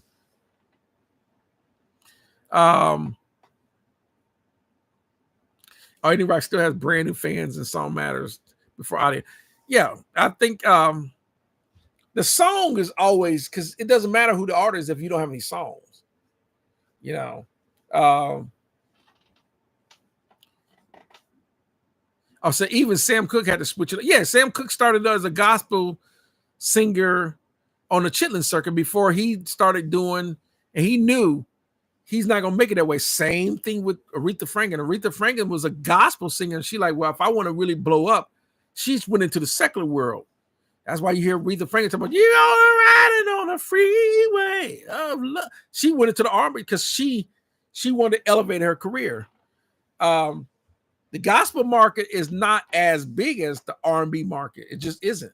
Even though you might listen to some, it's kind of like John P. Key or Hezekiah Walker will fill out a concert, but he will never, they're not going to ever be to the level like concert of people coming to see him like Beyonce, or Lil Jon or Lil Wayne or whatever, or big name artists. The gospel artists has never been on that level, even though we have the Stellar Awards and Sunday's Best and all that. Let me see. So everyone chasing a few successful stories. It's kind of like Matt. I like Black Cat. Black Cat. You have to know who Black. I know who Black Cat. Yeah, but there's some people don't know who Black Cat is, but I know who Black. Yeah. CC Funk. I love Layla Hathaway. She worked with Angela Winbush, Chucky Book. Yeah, she worked with a lot of people in the business, and it does help that her dad was Donnie Hathaway. But we all but yeah, Layla Hathaway is phenomenal. Warehouse is way harder for female artists. I must admit, not today. It may have been in the 80s, but not today. Female artists are just as relevant as male artists. In some cases, more. Even though we know about the male artists, you still got Chris Brown and The Weeknd and so forth. But you can definitely name as many female artists as you can male. That's just the way it is now. Andre said technology changed the record label game. Now they don't have the power. Yeah, exactly, because the internet is the game changer. Because now the internet gives you access. The record labels used to control the access. Like, what I mean, everyone's able to tune in and watch me through my YouTube channel now.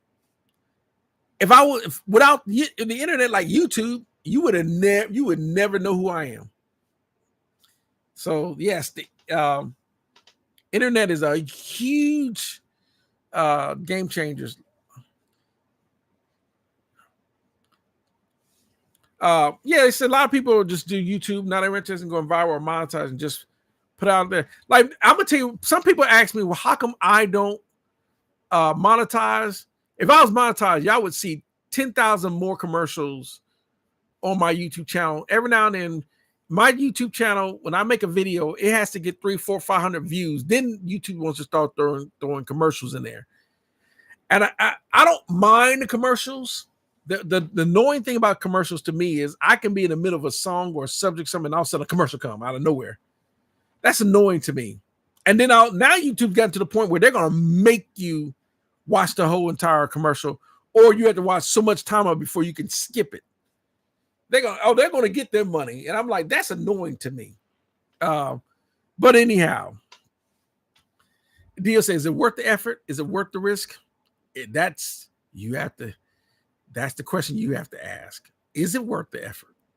Is it worth the risk? Because the money isn't there like it used to be anymore either. So is it really worth the effort? The risk would be, are you really, really risking to go into, because along with anything else, the good side, there is a dark side. Are you willing to take the risk of the dark side?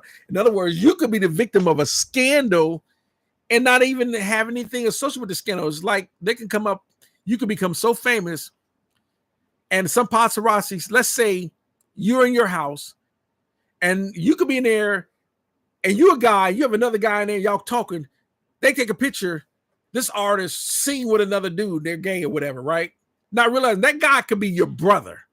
But the paparazzis don't know that. Now they got in these headlines like Star Inquiry. Let's say your name is Jazz or whatever. Let's say that's you, your name, you're Jazz. Jazz is gay. Now you got to defend and then you find out, where's all this coming from? And realize they took a picture of your brother. That's the kind of stuff are you willing to deal with? All of a sudden, let's do one more scenario. Let's say you're dating your girlfriend, y'all get in an argument, and all of a sudden she can jump out of your car and slam the door and runs off. And some paparazzi happen to be there because you happen to be you're in a Ferrari instead of a Honda Accord. So you're doing, whatever. They take a picture. Jazz in violent domestic dispute with girlfriend. Now all of a sudden now you're a woman beater. That's what I mean. That's scandals. Even though it's a lie. They don't know the details. They just came up with some BS to get a storyline because that's just how cheesy. It's kind of like with GTA. If y'all watch the game GTA and they got this thing called Weasel News. Yeah, a lot of them are weasels. Let's see. There are famous people. There was a famous person that said in an interview that he swiped studio sessions and ate ads, then sold the albums in the street, made a lot of money. I can believe that. I can actually believe that. In this music industry, nothing phases me. Yeah, see, yep, don't care. I see. I said, you think it's harder for dudes in your opinion? Oh, yeah, I think it's equal.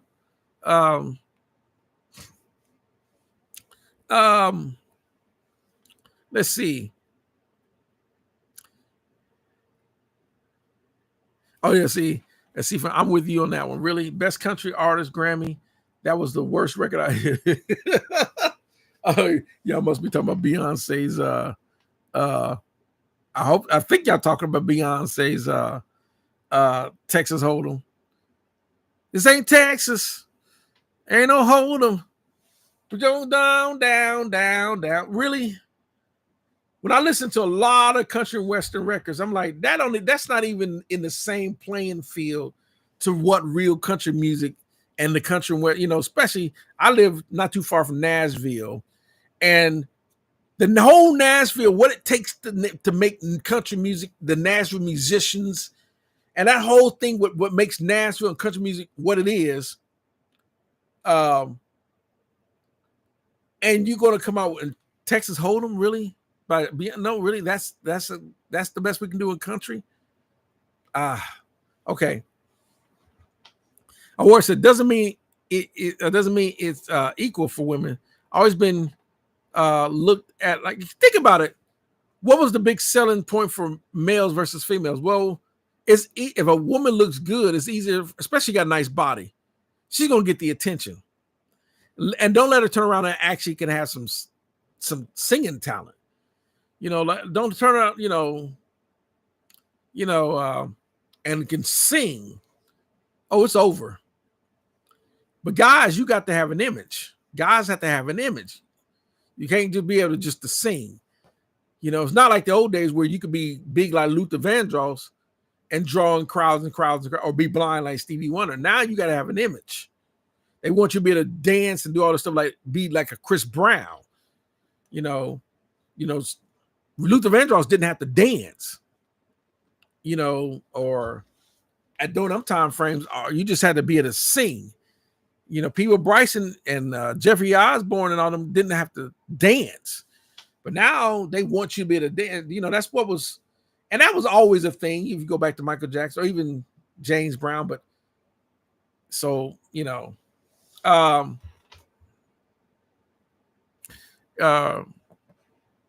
at everybody. I got a cowboy hat on. I'm a country singer now. Let's put on a helmet and I'll do opera. Well, it's kind of like, I'm sorry, but I just would have nominated Texas Hold'em as a country. I'm sorry. I don't care if it is Beyonce. I just wouldn't. Seven Son. Welcome, Seven Son. Doing music is an expensive hobby, but one could get lucky.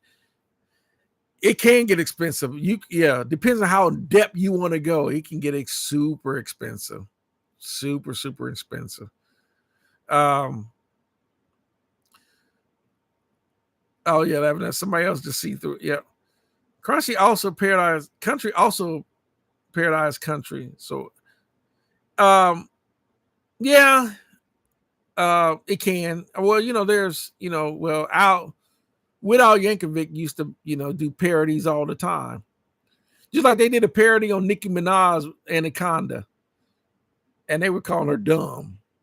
And Nicki Minaj, they were like, the parody was like, this song is dumb, and whatever. Like me, I did a parody on that song by what's her name? La da dee da da da da da dee da da. Because I think she was trying to, talking about she's homeless. Dun, dun, dun, dun, dun, dun, dun, dun, dun. She's homeless. First of all, it was so monotone. I know this is 1991. You're talking about what's her name? I'm drawing a blank on her name. She's homeless. And then but she was, Crystal Waters. That's her name. Crystal Waters. La da. To me, I would have had more respect for the song if she did more than just the chorus hook with la da dee da da da da da dee da da da da da dee da da da. And then I'm like, oh, that's what killed it. And I know Chris Waters, I think she didn't like being mocked about it because they were dogging her, but the song could have more substance if she actually had a hook instead of la da dee da da da la da dee da da da da da dee, and I'm sure it was a big hit for her. But it was just, oh yeah, is this a Whitney Houston? Okay. I don't like dancers who make records unless they can sing. Because I definitely like Jody Watley, and Jody Watley started as a dancer. She was a dancer on Soul Train, but she's a singer. And that's why she went to Shalimar and then went solo and became super successful. So it really depends on the dancer. And you say you don't like dancers who make record. Well, Michael Jackson's a dancer. And so it's kind of how you look at that. I'm being funny. I'm not picking on C-Fun, but I get it. It's almost like looking at rappers who try to be actors. They got, it's kind of like, but if they're good, they're good. If they, Ice Cube, after Boys in the Hood, he actually improved his acting skills to actually get better. But it's kind of like Will Smith, who was actually a rapper, who actually became an actor. So, he said they mocked. Yeah, they sure did on Living Color. Talking about people that listen to they're mindless. I remember that period. I remember that I remember when it first came out. You weren't safe. You were not. If you weren't safe on on Living Color. They would do a parody on just about anything.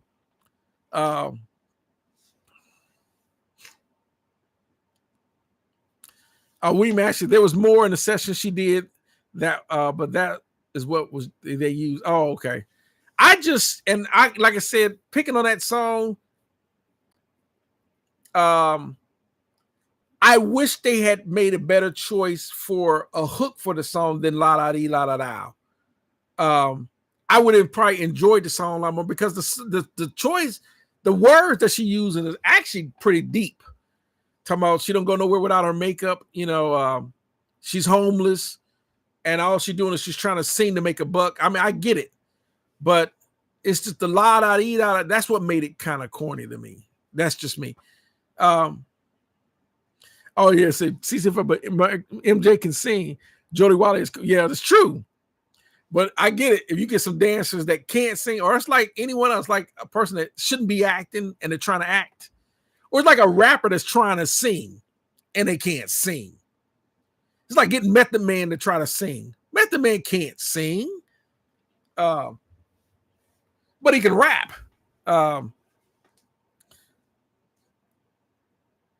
Oh yeah, Will Smith's another one that should be blackballed from anything. Yeah, that the whole smacking Chris Rock thing. Yeah, he's done with that.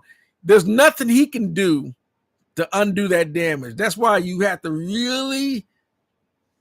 Was it really worth going up there and smacking Chris Rock at the Oscars in front of millions just to please your bald head girl, your bald head wife, who's scandalous? And people think I'm being mean on Jada, but Jada's shady after openly admitting that, yeah, I was cheating on you with, At around really, you scan. I don't have no respect for Jada. Sorry, I don't care if she do got Capisha. I did, you lost respect when no. Even though no, they had an open marriage. Nah. If you want to be, if you want to mess with someone else outside your marriage, don't get married. Don't get married. They're not going to worry about cheating and everything else. You're not married. And Seven Sunset, that's what made the song a hit. I really thought it was very artistic and catchy. That's why we're talking about. Okay, gotcha. And like I said, it's just my opinion. It's just my opinion. I didn't like the la da dee la da da, but a lot of people did. She got Grammys on it. I actually like that song. It's half past. What is it? Half past midnight. Close your eyes. You're not a side. I like that song better, but that's just me. 100% Pure Love. I like that song a lot by Crystal Waters. I like that better than La Da Dee La Da Da. That's just me. Oh man, I said Jim Carrey doing the Vanilla. Yes, you really think doom doom doom doom doom doom.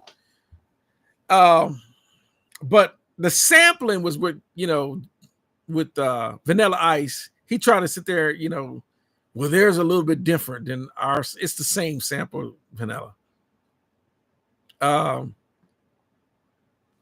Even though I don't know. So facts. CC Fun says he went fiance, but I think you meant Beyonce. I think it was a typo. Sierra and Ashanti can't sing in my view.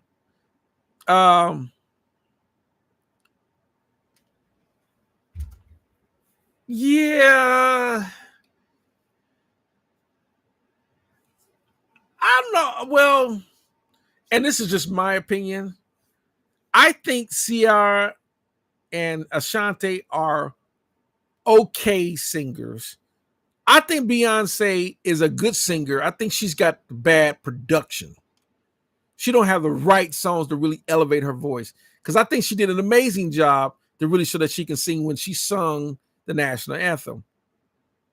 But who actually is a little bit better when it comes to vocal, her tonality, and that's Beyonce's sister, Solange. Maddie says Jada is nasty. And just the opening meant that even though I married you, Will Smith, I wanted to marry Tupac. He was my drummer. Then why would you give, that just Jada just, it kind of it's almost like when Jada was acting in Jason's lyric. I don't know if y'all remember Jason's lyric and the scene, the restaurant scene where I forget his name from Naughty by Nature, Trench, was playing her brother, and she was all mad. He said, he knocked the tray over and all that. He said, "What you mad? I ain't gonna lose no sleep." He said he was talking about Jada, talking about if you open that kitty cat a little more, maybe she can chill the and the way she was acting in the movie, when she was serving the food and all that, that's the real Jada. The way she was acting in that movie and the whole scene with Jason Lear, that's the real Jada. So anyhow, so let's see a couple more because I'm about to cut it off because these are always fun when I do it. Will is in a ego name, of course. When you are, because Will Smith has always been a mediocre actor. He's not.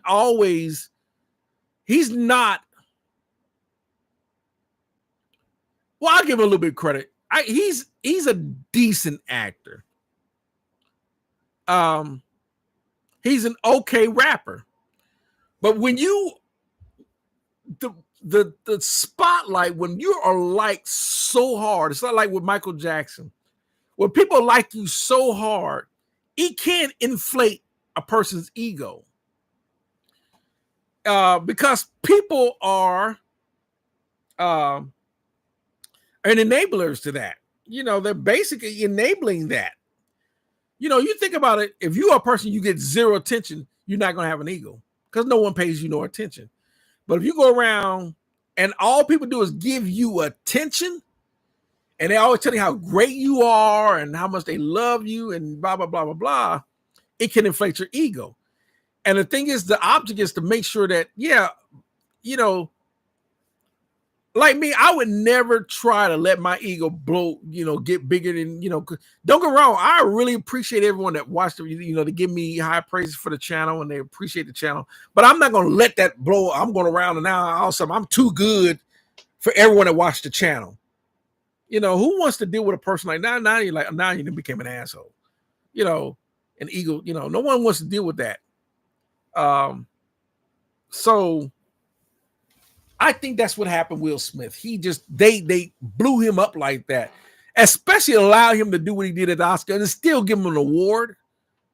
No, that award would have been revoked. Sorry. You're not about to assault someone on TV and then expect to think you're going to get to stay and have an award. No, it ain't happening. But that's the industry.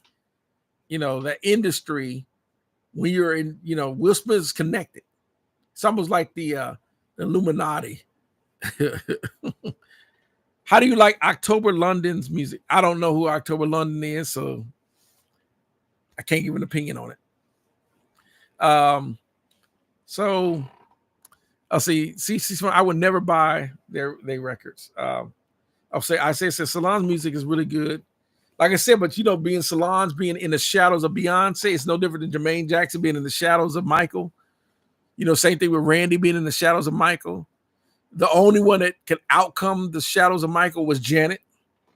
And that's because Janet being a female, Janet's going to get a lot of male attention, just like Michael Jackson was getting a lot of female attention,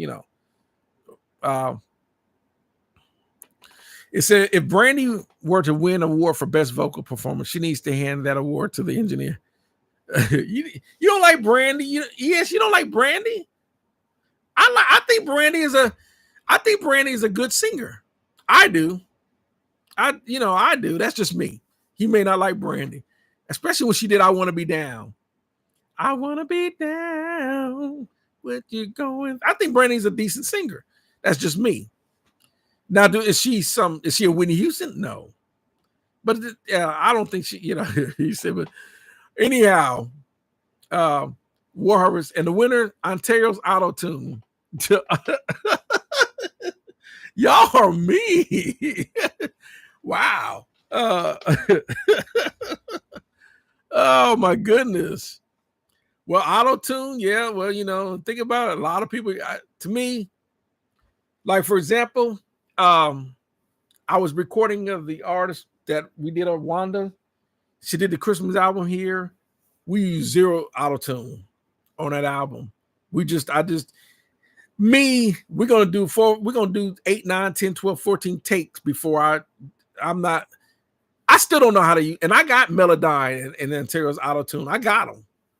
And I still don't know how to use Melodyne because I just don't believe that you should be correct and artists should be good enough to be able to sing, or you shouldn't be singing. That's just me. Said Brandy will stack 96 tapes deep for a chorus. And 96K. Y'all are something else.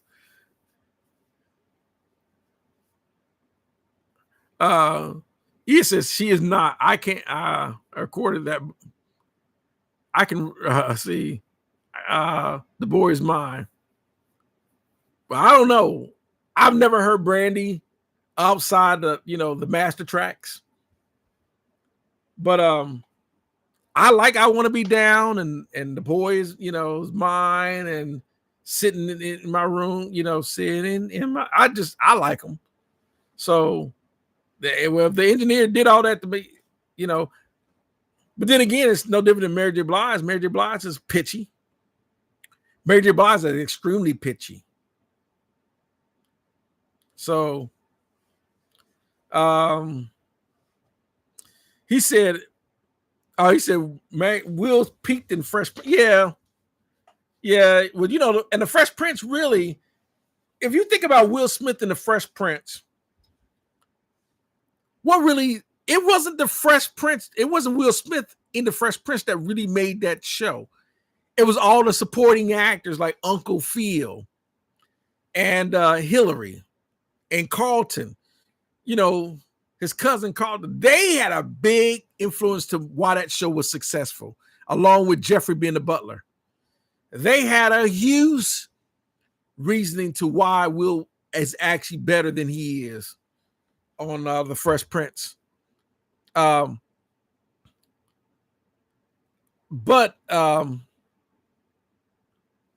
you know, it's like anything else. It's, you know, they're going to be singers or actors or musicians or whatever that I'm going to like that you're not going to like, and there's this vice versa. They're going to be artists that you're going to like that I'm not going to like. That's the freedom of being able to like and do what you want. And so man said Moesha, yeah, Moesha, the TV show. They said fiance. You keep saying fiance. Use auto-tune in the studio and live on Google. Instead of you keep calling him fiance instead of Beyonce. Are you saying fiance as in fake? I don't know why. I don't know. Andre says more people on that stage can't sing, but we don't hear the good on non-auto-tune singers. Well, you know, if you think about it, and like I said, I'm about to. It's because we've been over 2 hours, but I need to end it. There were a lot of artists, especially European artists, that were not good singers. I just think these dudes, I don't know how, but they have songs that are hits. It's like, I walk 500 miles and I walk 500 more.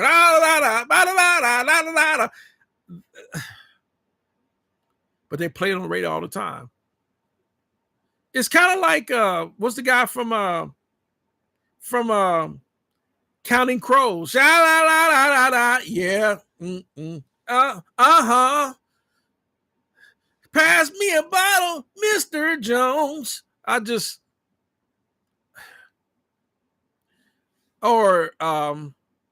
you know, don't get me started on, you know, we can dance if we want to.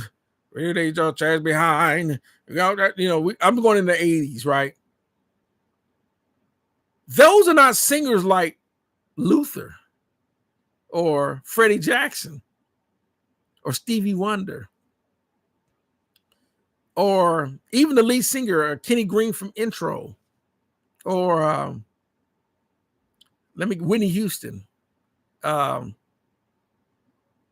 You know, Gladys Knight, even Patty. Somebody just popped in Patti LaBelle, Patty, Michael McDonald, those are just a lot of these. There's so many got in on because the song was a catchy niche song, the production was right. They catch A&R artists, A&Rs at people at the same time to get a record deal, even though a lot of these were you go back and listen to, like, another person that shouldn't have never had a record deal was Paula Abdul. Paula Abdul is not a good singer. So it's the same thing with Madonna. Madonna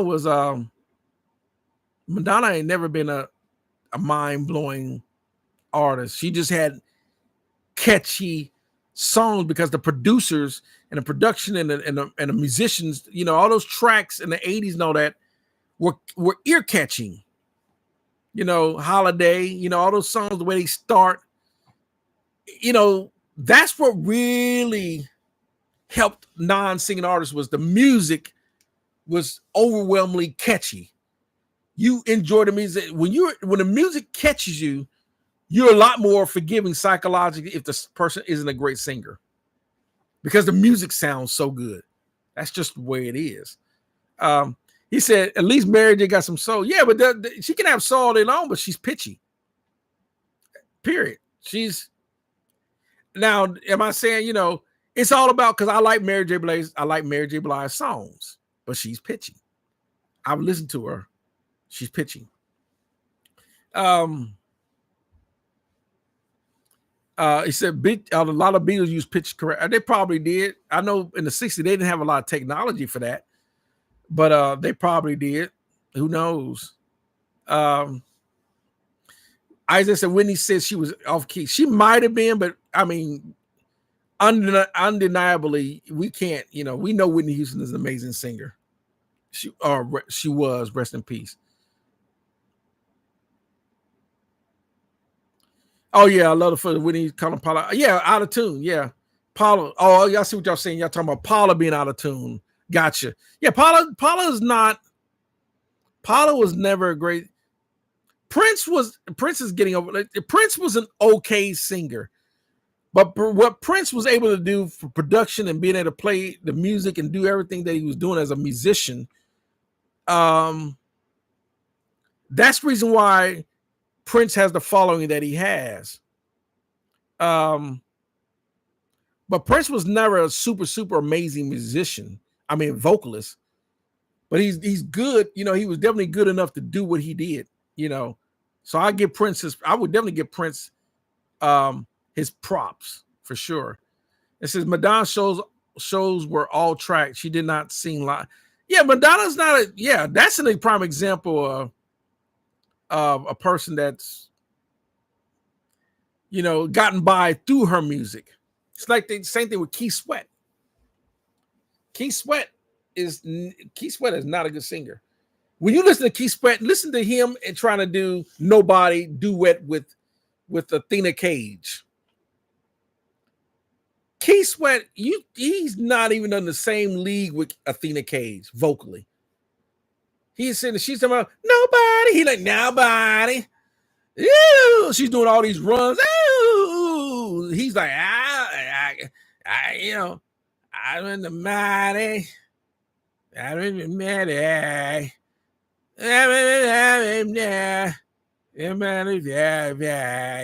That's how Keith Sweat sounds. Just he ain't on a league with Athena Cage.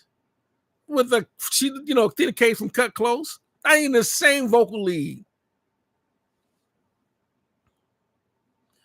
Oh, C-Funk says she's off key. So no, man. I'm not gonna let you. No, we're not doing that to Athena. Now, I would say this. I don't think there's a single artist, even Mariah Carey, that hadn't been off key a little bit, because that's a humanistic thing. Even Stevie Wonder has been pitchy a time or two, but for the most part, no, Athena, you know. Oh, he said, no, I'm in Mary J. Yeah. Don't get me wrong. I mean, I love, especially Mary J. Blige. Mary J. Blige's, the first 3 albums are my favorite. From Real Love to my favorite song by her is it's called Mary's Joint. And it's like, and then of course she comes Share My World. Those three albums are my favorite by her. But you can definitely tell she probably was in the studio a long time, because she probably was off key, and the engineer said, "No, we got to redo that take. They may have used some auto, you know, because people think when they think of Antares auto tune, they think of the VST, but there's an actual Antares auto tune, 19-inch rack auto tune. Like me, I have a Digitech auto pitch correction in my rack. So singers would actually go through that. So when they sing, it would pitch correct. So I guarantee Mary J. Blige, but probably sung through some pitch correction quite a bit. But I've listened to her and I said, yeah, she's pitchy. But I love her albums. You know, when you make good music, being pitchy or not being so much of a great artist, you can be forgive for that because the music's so good. It's kind of like everyone knows. It's kind of like you go back when they used to like Shabba Ranks, Mr. Lover, Shotgun Lover, tonight. I can't remember all the words.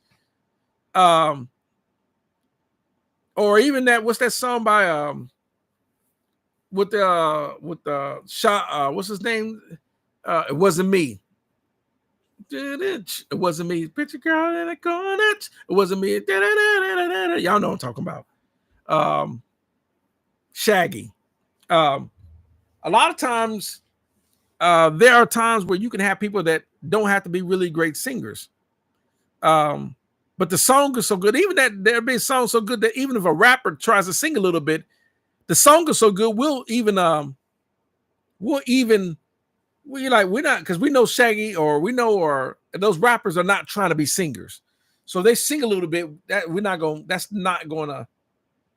be like, you suck or whatever. We're not gonna do that.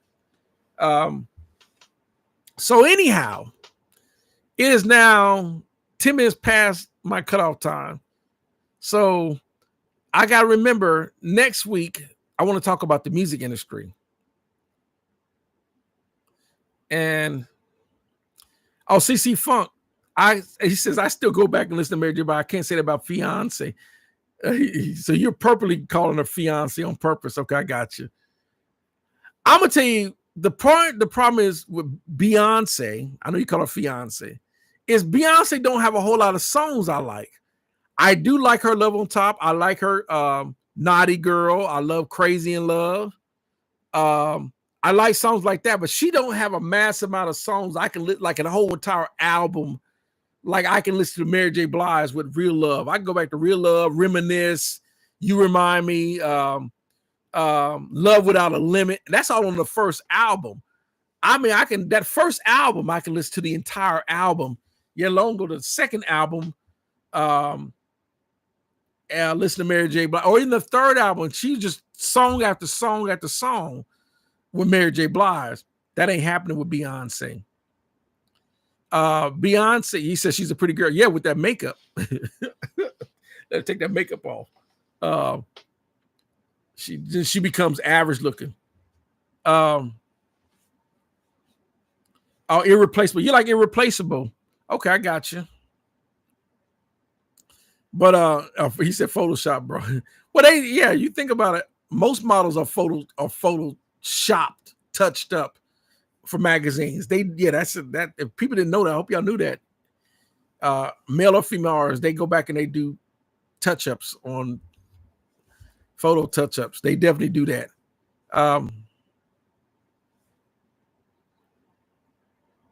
That's the thing. Yeah, that's the thing that's why I was talking about some people that can get in and have hits and not be good singers because the music's good. Then other instances, you have to be